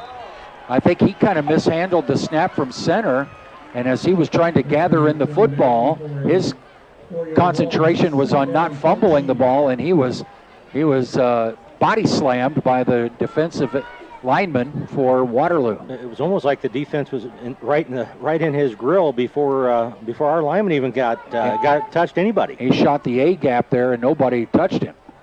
Here's Hefner with time to throw, and it's tipped incomplete by the Panther receiver downfield. That was Vogel, the target, but just out of his reach. He was able to get a hand on it right in front of the Waterloo defender, and it was as if Vogel was playing defense himself and able to tip the ball away. 3rd down, 13 yards to go for the Jersey Panthers. The quarterback is in the shotgun. Another 3rd and long situation for Jersey. Quick pass and another drop by the receiver. They're trying to run a wide receiver tunnel screen, and Vogel dropped it, and Francis has had his drops this season, and he's had a few of them tonight, and that time It was a catchable ball. Interesting play call there, though. We had 3rd and forever, and 3rd and 13. But a long way, and we throw a little bitty out pass out here to the side. I mean, even if he would have caught that ball, he's still going to have to go forward 13 yards to get the first down. I know we're trying to establish something, but interesting play call there. The punt is away by Hefner, I believe, this time, not Chandler. A good punt by Jersey, and it's going to be downed inside the 20-yard line, down at about the 16. And it indeed was Chandler, Aiden Chandler, on the punt as the ball is downed at the 16-yard line. So Chandler's come up with a couple of good punts tonight, but the Panther offense has sputtered once again after being impressive moving the ball down the field early, only to have fumbles end the drive. And here in the second half, the offense has just not been clicking. 4 minutes, 30 seconds left in the third quarter. Waterloo's offense back on the field, starting a drive at their own 16-yard line. 4 minutes, 30 seconds left in the third. Waterloo leads 14-0. It was 7-0 at halftime. Snap back to the quarterback, Lindhorst. He'll hand it off to Sales. He'll pick up about 3. Tackle just shy of the 20. At the 19-yard line is where he's brought down. Second down and 7. 3 yards, second down 7. 4:14 and counting. Quarter number 3. Panthers being shut out this far. Panthers, of course, have not been shut out this season, with the exception of week 1 when Roxana posted the 27-0 win. Yeah, and hopefully the Panthers can, make a big stop here, get another turnover would be huge. Here's a running play up the middle, not much room at all. Gets back to the line of scrimmage, and that's it to force third down. 3rd and 7 coming up. If you can get a stop here, you should get good field position. I mean, they do have a good punter. He's been putting it down the field a ways, but make a big stop here, concentrate on that and get the ball and try to get one down on the board. I think really if we just get some momentum, get some excitement. Yeah, that's when the fans really, they need to be getting excited, because this is one of the key plays in the game on 3rd down and 7, deep in the end of the field. This is where the fans really need to urge on their defense, and they're on their hands right now. They're quiet. Here's a pass play that's tipped, and it's going to go incomplete. Pass was tipped at the line of scrimmage. It was up for grabs. A couple of different players diving for it, and it falls incomplete, forcing 4th down. 4th down and 7, and it's going to be a punting situation, no doubt, for Waterloo. The Bulldogs have had only one punt tonight, but it was a big one.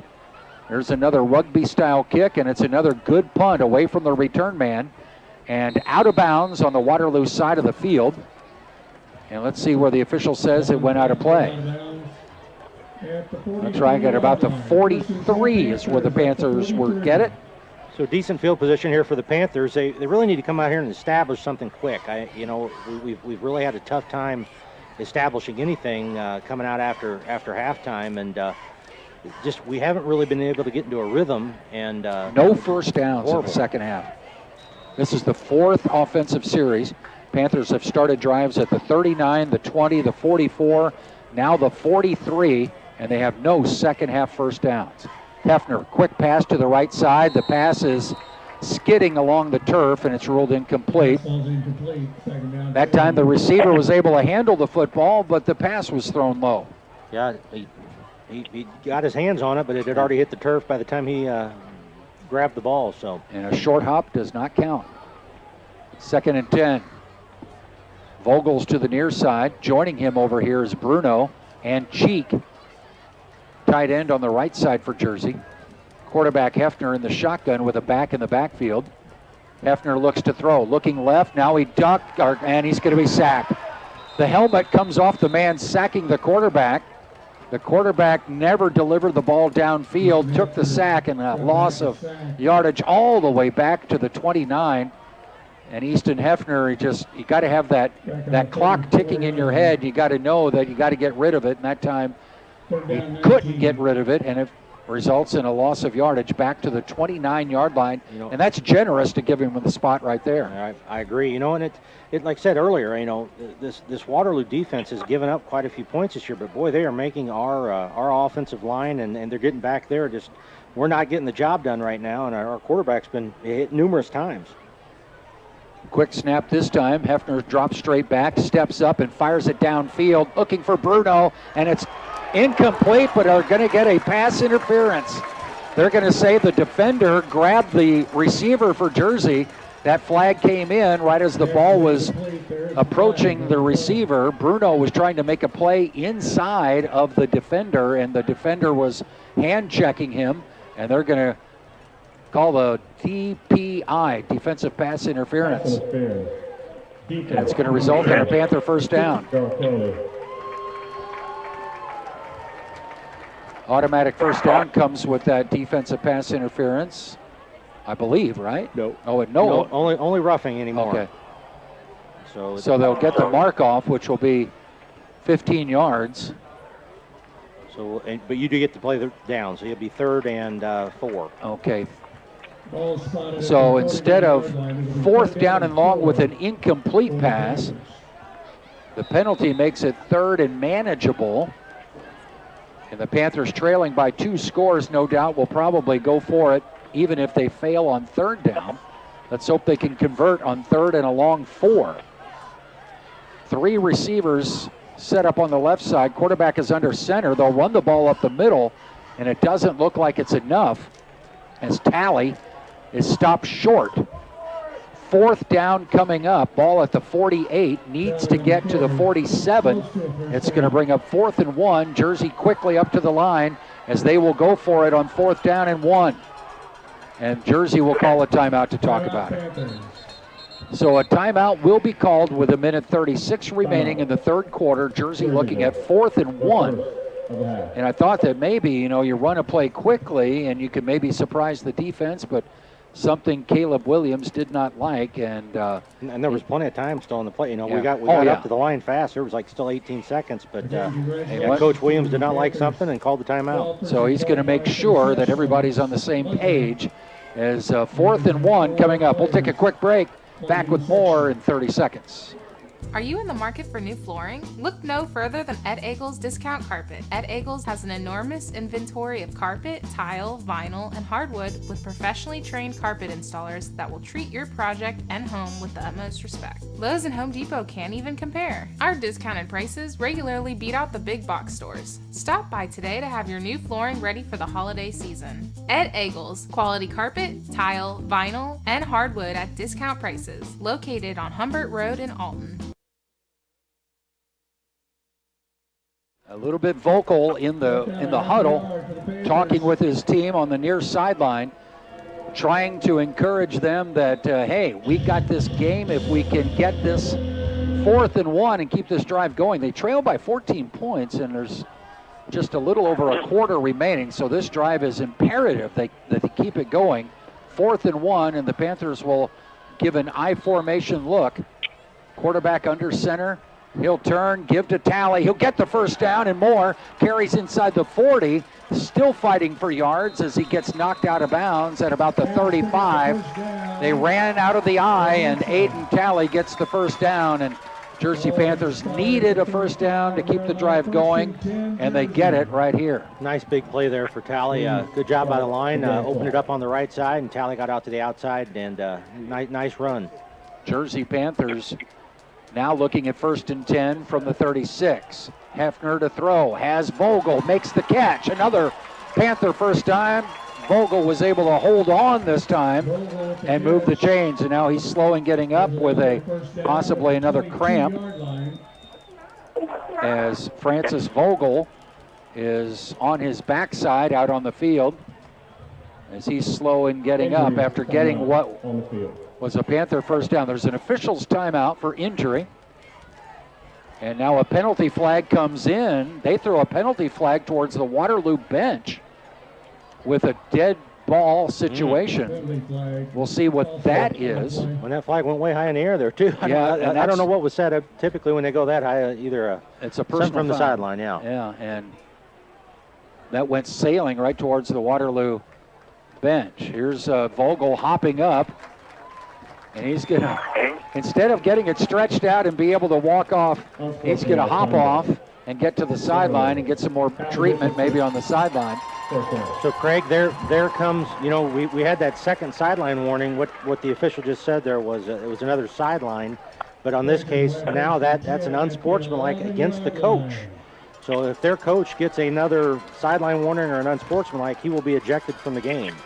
So the Panthers get the football advanced even further downfield. It's at the 11-yard line in the Seavers Equipment red zone. The Jersey Panthers deepest in Waterloo territory as they've been tonight. Hefner wants to lob it into an area the Panther intended receiver couldn't quite get to the spot. Gage Walker was the target that time. Hefner had to throw it a little bit before he wanted to. Yeah, I mean, and we had two receivers out there. Bruno was actually wide open in the end zone, but like you said, Hefner had to throw it a little quicker than he wanted to, and he couldn't see Bruno in the back of the end zone. Incomplete, second down and 10. Panthers can get a first down without scoring. The line to gain is just inside the 2-yard line. So it's 2nd and 10 from just inside the 12. Hefner, the quarterback, in the shotgun. Takes the snap from center, looks left. Now he looks over the middle. He's under pressure, and he's sacked back at the 20. Again, Hefner under pressure, and he couldn't find an open man to throw the ball downfield. And he loses yardage, and they spot the ball at the 18. Panthers had been down inside the 12, and they lose 6 there. Evidently Waterloo has definitely saw something on film on where to hit our weaknesses, because, we haven't, he's been pressured a lot this year, but definitely not have this many sacks. And, he's being pressured almost on every play. Well, we know that he likes to throw it to Jackson Bruno, and they're probably providing some blanket coverage on Bruno, and when other targets are out there, he's not finding them. From the shotgun, Hefner takes the snap, rolls left, throws this time, and it's caught inside the 10, right around the 5, and I believe that was Bruno making the catch. And that was a good catch by Bruno. He was hit just as the ball was delivered. And the ball was a little bit behind him, and Bruno reached back to get it, and as you said, really got hit hard right when the ball got there. Nice job of concentrating and making that completion. They spot the ball at the 5-yard line, and it brings up 4th down. The Panthers will be looking at 4th and 4 when we start the 4th quarter. All 4s. We go to the 4th. Panthers looking at 4th and 4. They trail. We protect your house and your car, because we know they're the launching pad to their dreams. And now you can save up to 23% when you bundle home and auto. American Family Insurance.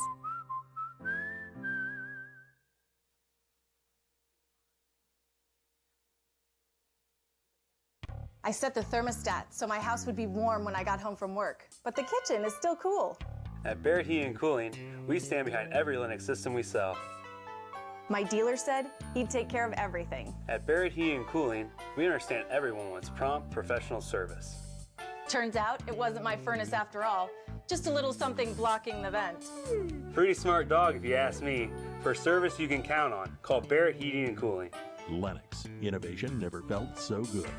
Macias Insurance Agency, providing quality products with extremely competitive prices. As an independent provider, we source multiple companies to offer the best rates possible, covering auto, home, business, and life insurance. Our goal is to provide quality service that meets and exceeds customer expectations. You can rest easy knowing the Macias team is working round the clock to ensure that both you and the most important parts of your life are covered. Our qualified professionals make the insurance process easy so you can live carefree and focus on what matters most. Visit MaciasInsuranceAgency.com today to find out what our team can do for you. Back left, throws towards the end zone, touchdown! Landon Jones in the back of the end zone. A 5-yard. Nice job by the line there to give him some time, let that play develop. We've been pressured a lot.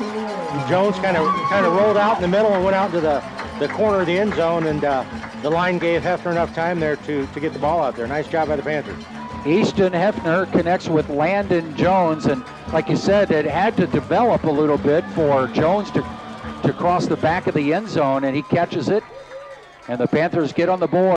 Snap back, ball is down and blocked. That snap back to the holder, dribbled to him. He was able to get it down for the extra point attempt.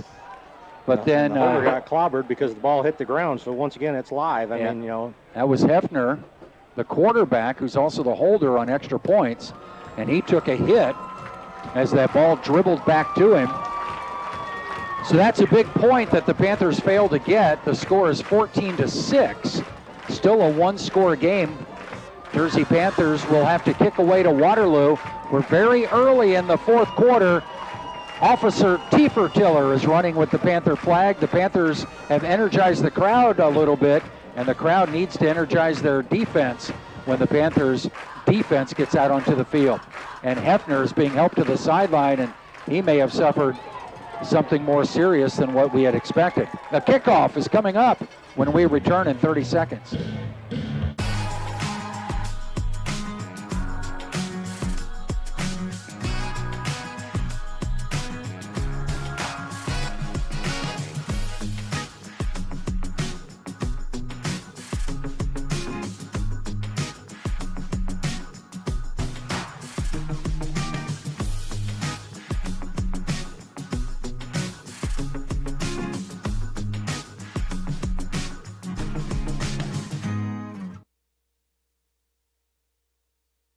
Hefner, the Panther quarterback, was taken to the trainer's table, and they were going to maybe unlace his left shoe, but he decides to hop off the table, and he's going to stand with the rest of his teammates along the sideline. So no more treatment for Hefner. It looks like he'll be okay. Here's a pooch kick for the Panthers. Coming up to receive it is the Waterloo return man, and he gets tackled from behind. That was a touchdown-saving tackle as he was caught from behind by his belt loop, it appeared, and the Panthers make the tackle, but not before Waterloo returns near the 44-yard line, and another Panther player slowing getting up on the coverage team.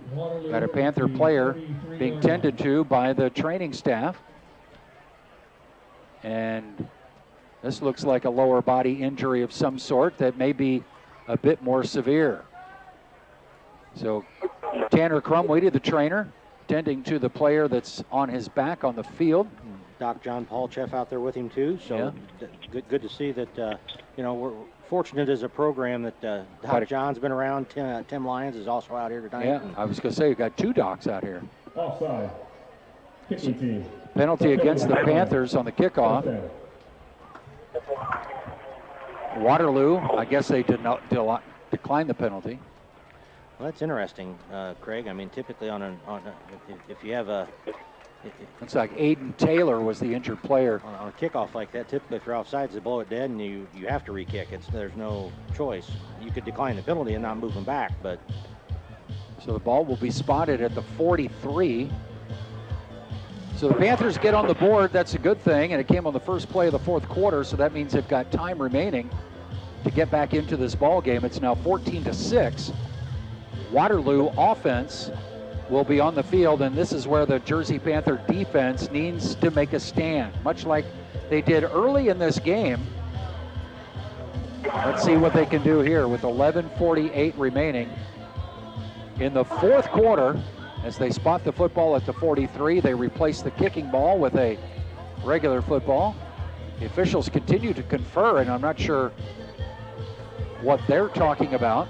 I think they're probably saying kind of what I just did there. Really, that play should have been blown dead before the kick even occurred if we were offsides, which is what he called. And we're going to possibly get the referee. Has chosen. I think the referee is mic'd up, so he can activate his microphone and make the announcement. Chosen to have Jerseyville re-kick. So that is the referee speaking over the loudspeakers. It's nice to have that technology where the officials on the field can explain what's going on. And they said Waterloo was given the option to re-kick, and you're saying that there should not really be an option to re-kick. Right, it should be should have just been automatic. Yeah. So the ball will be kicked once more, and instead of kicking from the 40, Panthers will be forced to kick from the 35. And I think they're telling Keegan Griffith, hey, you can't tee it up here. Yeah. You got to move back there. He was trying. Good try by our kicker. And Keegan's been handling the kick-offs, and we saw him attempt that field goal tonight. Now he's going to kick it off from the 35. Let's see if he changes his modus operandi. It's a line drive kick that's going to bounce. Return man gets it on one hop. He's going to go up the middle of the field, get slowed down, and the Panthers will actually get a benefit because Waterloo will have worse starting field position despite the Panthers getting penalized. Definitely. It worked out for the Panthers in that case. A nice line drive kick there by Griffith. Took a nice little skip. The young man did take it right off the hop, but nice job by the coverage team to get down there and, like you said, give us better positioning. Instead of starting at the 43, Waterloo will start at their own 34. And the offense is on for Waterloo, and this is where the Jersey defense needs to come up big. Conrad Lindhorst is the quarterback for the Bulldogs. Wears number 1. He's got 2 backs in the backfield. He's in the shotgun. Takes the snap, and he hands it off to Sales, running right. Sales breaks 1 tackle, cuts upfield, gets a first down, and Sales, who's had a good game tonight with 1 touchdown run, a couple of big first down runs, gets another run here for a first down to carry out to the 44, and a first down for Waterloo. You know, Sales is a really good, he's typically outside that tackle on each side. You know, that's where he's getting his most of his yards is when he's getting outside. Not a real big young man, but man, when he gets that seam, he's definitely picking up some yardage. Lindhorst takes the snap, again gives to Sales, running right, following blockers, gets slowed up at the 50, breaks free, and gets what appears to be a first down. And the Panthers maybe eased up a little bit when they thought he was going to be brought down, and he's able to advance the ball for a first down run as he broke free late in that run on the far sideline. We should mention that Easton Hefner is being treated at the trainer's table again, and it looks like a lower body injury, maybe left ankle, I believe, that they're working on. They keep looking at that, yeah. Ball's inside the 40 at the 39, 1st and 10 for Waterloo. 2 first downs on successive plays, answering the Panthers' touchdown. Another run by Sales and another good run by Sales as he carries inside the 35 down to about the 33. Sales is not big at all. He's listed at 5'9", 166. But what I notice is that he's patient. He gets behind his blockers. He looks for that opening, and then he's got that where he can, like you mentioned, kick it into gear and just a quick acceleration. Yeah, nice little runner. Picks up 6 on first down, 2nd down 4. Down to the 32-yard line already. And they fake the handoff to Sales, give it to Rose, I believe, and it comes to the near side, and Rose dives forward, close to the line to gain. Let's see if they give him a first down. First down tackled there by It's going to be 3rd and short. That was actually Osterhage, I believe, on the carry. 3rd down and 1. They're going to mark him short, 3rd and 1 for Waterloo. 9:25 and counting. Waterloo will probably elect to run that play clock down as much as they can. They're wrapping ice around Easton Hefner's foot, so that's not a good sign. It looks like his night might be over if they're putting ice on him right now. Hard to take that ice pack off and get your shoe back onto play. Here's a pitch. Ball goes to Sales, able to gather it in, gets a first down, and carries inside the 15. The ball was... Had him in the backfield, just couldn't bring him down. Yeah, they pitched it to Sales, and he didn't catch it cleanly. It kind of bounced free, was juggling it in his hands, and he was able to gather it in and get a first down. Here's another quick handoff up the middle, and Sales is going to drag tacklers inside the 10. You know, and there they ran it inside the tackle box, but, you know, he's just an elusive runner, and he, like you said, he lets his blocker get in front of him and doing a great job staying right with him. There's a little misdirection inside handoff, and it's down inside the 5, down to about the 3, as Waterloo has gotten another first down as they continue to move the chains in this drive that started at their own 34. And now it's inside the 5, inside the Seavers Equipment red zone, Waterloo driving. Boy, they're moving it right down the field. They're threatening to score, and they're going to make it a two-score game, it seems like, inevitably. They stopped the clock momentarily to set the chains, but then Waterloo huddles up. Quarterback Lindhorst will hand it off, and it's a touchdown run.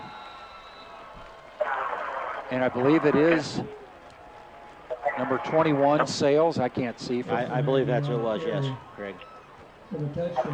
Yeah, Sales. Yeah, it is Sales. So his second touchdown of the night, and that's just really disappointing that the Panthers defense couldn't stop Waterloo at all as they just go down the field and cap it off with a 3-yard touchdown run. And now they're going to kick the extra point and make it a 2-score game again. Here's a penalty marker on the extra point. The kick was good, but there is a penalty flag on the extra point. This could be against the kicking team, and it might be assessed on the ensuing kickoff. Offside. Oh, it's on Jersey, so it's declined. So the penalty was against the Panthers, and it's declined by Waterloo. And the kick for the extra point is good, and that makes the score 21-6. And the Panthers have their work cut out for them as they will try to come out of this 21-6 hole with just 8:23 remaining. Waterloo will kick off when we come back in 30 seconds. When you're looking to update that kitchen, your first call should be to HC Remodeling. 61. Has free checking become a thing of the past? Not if Liberty has anything to say about it. With 3 free personal checking options and even a free business checking account, free is alive and well at Liberty Bank, the local bank that gives you free checking choices and more cashing in your pocket. Bank locally, bank Liberty. For more information, visit www.bankliberty.com.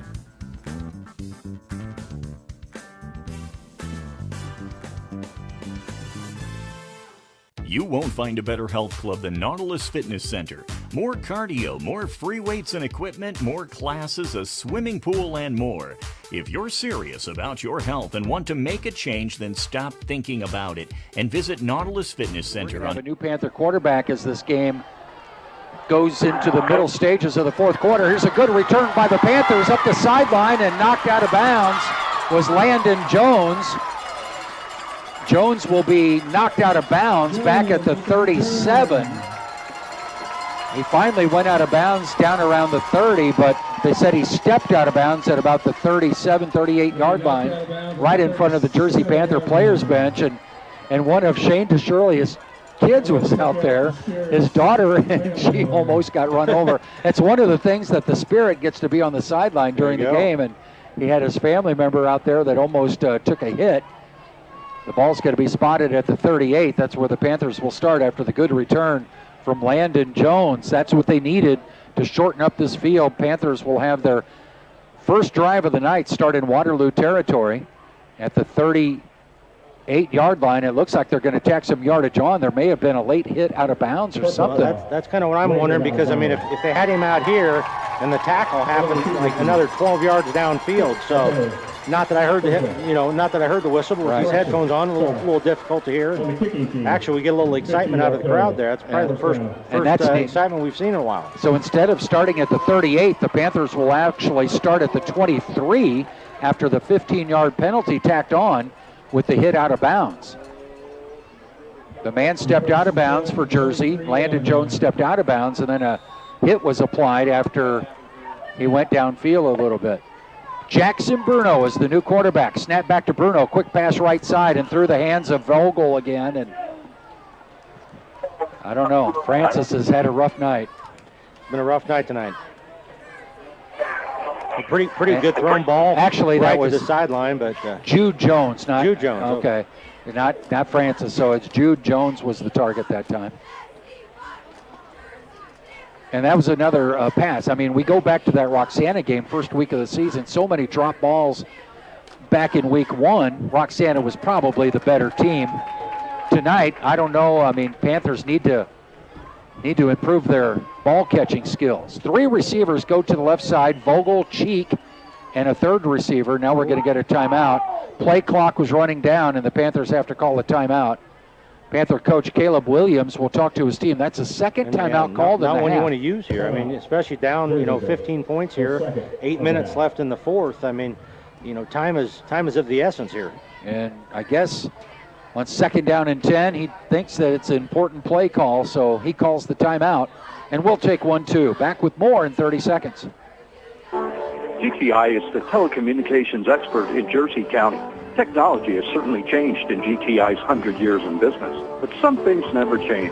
The commitment to customer service. GTI, Susan Hamilton. I'm happy to see us expanding and still providing the service. We all look at it as doing something for the customer, providing to our county, taking care of the people we know to the best of our ability. Call GTI. For the biggest selection of pre-owned cars, trucks, and SUVs in the Riverbend, visit AltonToyota.com or stop by their location on the Homer Adams Parkway in Alton. Winner of the prestigious President's Award, Mungan Burkhardt Alton Toyota knows how to treat their customers, and they will help you find the vehicle that is perfect. Bruno drops back, and now he wants to run with it, gets back close to the line of scrimmage. They're going to be behind the line of scrimmage, so it'll go as a sack. Jack Ressler brings down the Panther quarterback at the 26-yard line. A loss of 2. Not only is it the play went against us, but you took a timeout and then come out of that and just couldn't get anything going again. And the clock runs, 7:45 remaining. Quick pass left side. Panther has a receiver there. Catch is made at the 20, but he's gang tackled and forced backwards. So only a pickup of about 5 yards and not nearly enough for a first down. So 4th down and about 5 yards to go for Jersey. Actually more than that. 4th and about 7. As the ball is on the 21-yard line. That was an open receiver there, but it was the far side of the field, and that play just took a long time to develop, allowing the defenders to close in on the ball catcher. Bruno to throw, fires over the middle. Catch is made for a first down. Had to thread the needle to get it in there, and the catch was made by the Panthers. Not sure if it was Evan Cheek, but may have been Cheek who made the catch. And it's a Panther first down. It's so hard to read those numbers, like we said all year. They get scrunched up, and you can't read the numbers. Well, he's the smallest player out there, and he was in the area, so we'll give it to Cheek. Here's an I formation with Bruno under center. Turns, gives to his tailback Talley. Talley fouls forward to about the 6. Panthers are in the Sievers Equipment red zone. Powered by Sievers Equipment, they carry the top brands, Kubota, Polaris, JCB, and more. Buying from Sievers guarantees you a touchdown. Let's see if the Panthers get a touchdown as they're in the Sievers Equipment red zone. 2nd and goal from the 6. This time Bruno's in the shotgun. 3-step drop, rolls to his right. He's looking, throws, and it is caught for a score. Vogel will make the catch in the end zone. And Jackson Bruno fires a touchdown pass to Vogel from the 6-yard line, and the Panthers get a score. Kind of looked like a broken play, but Bruno did a nice job of reevaluating what was going on there with his receivers. Vogel kind of came across, and Bruno, almost like a little jump pass again, but it worked. And it was not the prettiest of passes. It just barely got to Vogel. A 6-yard touchdown pass. Bruno to Vogel. And the Panthers will go for 2, it would appear. The score comes with 6:16 remaining.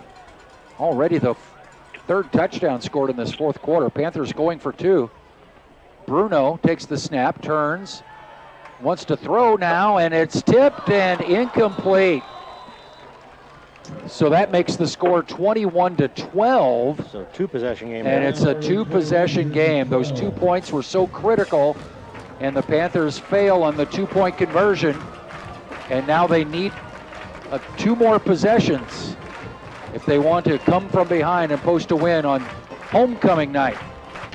RiverBender Radio has built 3 great new stations just for you in the Riverbend. The Eagle, the Riverbend's classic rock station. The Bridge, hit music for the Riverbend.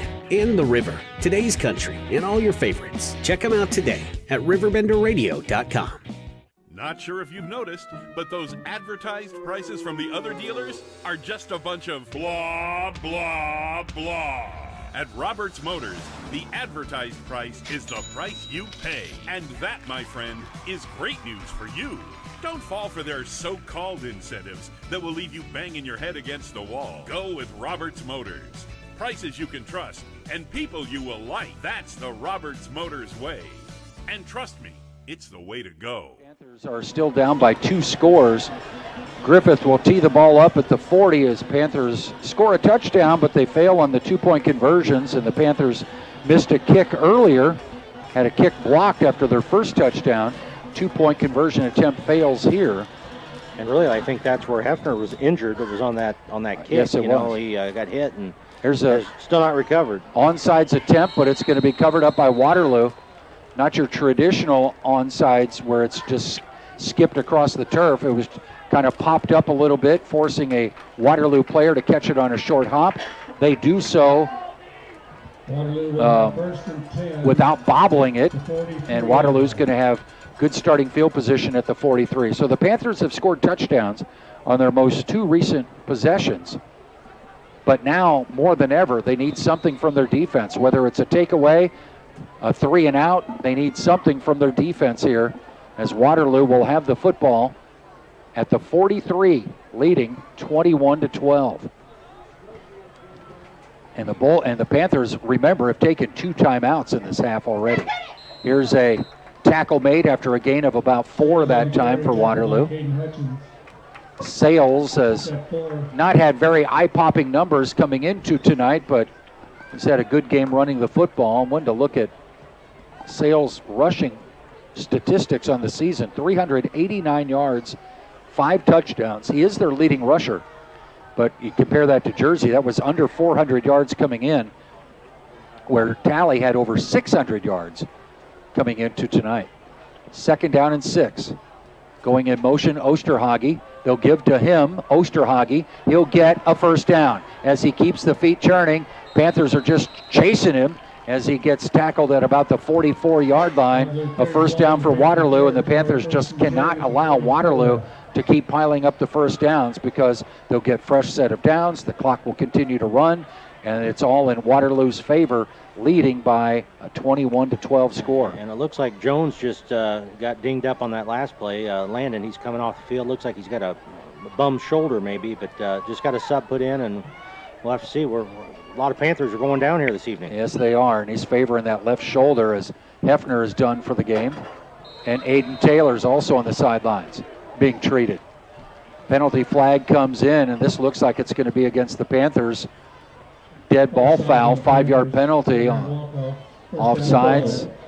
That's like the 3rd offsides we've had this evening. You know, it's really tough to comprehend what's going on there. You're looking at the ball. You know, it's pretty well there, and you're on a turf field, so you know the lines are straight. 1st down and 5 for Waterloo. 4:50 and counting as they wind up the clock. Waterloo looking at the play clock beyond the end zone at 14 seconds. They'll probably let that run down inside 5. Nope, they snap it at 8. Quarterback hands it off to Sales going right. He's got another 1st down. Oh, he needed 5, and he picks up about 8 before he goes out of bounds. And Waterloo just continues to pick up 1st downs. They had that long sustained drive after the Panthers had scored. They just marched right down the field and tacked on their 3rd touchdown of the night, 2nd of the night for Sales. And timeout's going to be called here, as a Panther player, I think, was slow in getting up on the far side of the field. Looked like Bruno. And now another. That's our backup. I don't know who we go to after that. Well, we saw, who did we see early in the season? Was it? Well, Bruno played that one down at Roxana when Hefner went out, but I don't recall the other. Who are other backups? We had one quarterback that played like 1 snap in that CM game, and I can't remember who it was. It might have been Bryce Hutchins. Could be.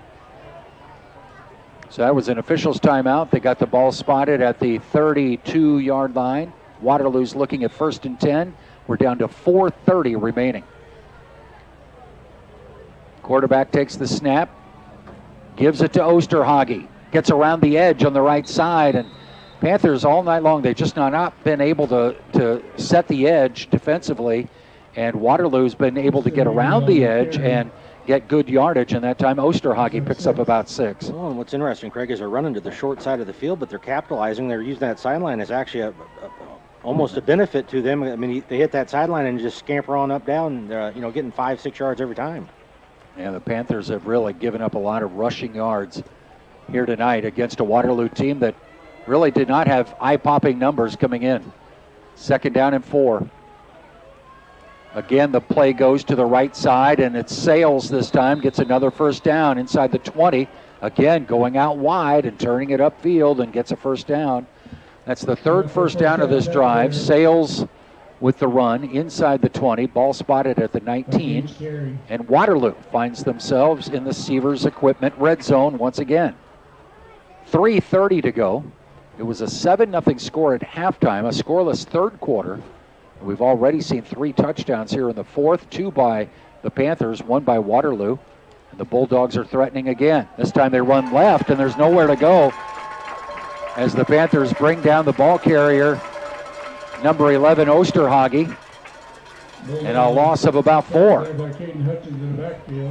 have been nice to be getting those tackles for loss earlier in this drive, but this will take it here. They need a takeaway is what they need. And, once again, the Panthers only have 1 timeout remaining, so they really, they really can't do much here. They've got to get the ball back, especially with 2 possessions. 2:46 to go. They talk about a 4-minute drill for the team with the lead, and that's what Waterloo is trying to carry out right now. Running play to the right side this time. Again, room to run. I don't know if Waterloo, do they have better blockers over on that right side where they are? It seems like they've been able to capitalize on that side all game. I mean, except once again, they ran to the short side of the field, but they're still getting major yardage. And when you go back to that Roxana game in week 1, talk about Ellis, the running back for Roxana, was just had a heck of a game on that side. And dominant going to the right. So they only pick up, they do pick up about 6 yards there as they are now looking at 3rd down and 7. And they're not going to hurry, as you said. No. I mean, they got 12 on the play clock here, but they're going to let this thing wind down. The clock's running. And they'll snap it inside of 3 seconds. They'll run it with Sales to the right, breaks 1 tackle, gets a first down, and he's finally brought down at the 5. Again, Panthers are not able to wrap him up, and he gets a first down, fresh set of downs. That's 4 first downs on this drive. That started at the 43. Ball is spotted at the 6 as Waterloo's threatening to put this game away. And really, Craig, unless Jerseyville calls a timeout, you get 40 seconds in between each, and with 1:30 on the clock, really, they could run the clock out here. Yeah. And, you're looking at a 2-score game, 21-12. Waterloo with 1:20 as they come up to the line. The play clock down to 8. Quarterback looks at that play clock, takes the snap at 3 seconds. Run it with Sales to the right again. This time he's a little bit more bottled up, and he's tackled at about the 7, lost a couple. 2nd down and goal coming up. 1 minute remaining. Panthers do have the 1 timeout remaining, but they're not using it. Waterloo, will they take a knee now that it's looking at 2nd and goal? The play clock is at 30, so yeah, this will probably be the last snap of the game. Victory formation for the Bulldogs. They'll let the game clock get under 35 seconds, and then they'll snap the football. And they take a knee, and that will be the final play of the game. The Waterloo Bulldogs led 7-0 at halftime. The Panthers outscore the Bulldogs with 2 touchdowns in the 4th quarter. But Waterloo had opened up that 14-0 lead with a 3rd quarter score, and the Panthers just could not complete the comeback. 2nd week in a row, the Panthers found themselves trailing at halftime. They come back in the 2nd half, but couldn't get enough points on the board, and the Panthers have dropped their 2nd in a row, their first losing streak of the season, as they've dropped their homecoming game tonight to Waterloo. Final score, 21-12. Panthers will be back home next week to host Mascoutah, but they fall to Waterloo tonight, and that playoff hopes take a hit with the home loss to the 1-4 Waterloo Bulldogs coming into the game. They improved to 2-4. The Panthers fall to 2-4. We'll come back in our post-game show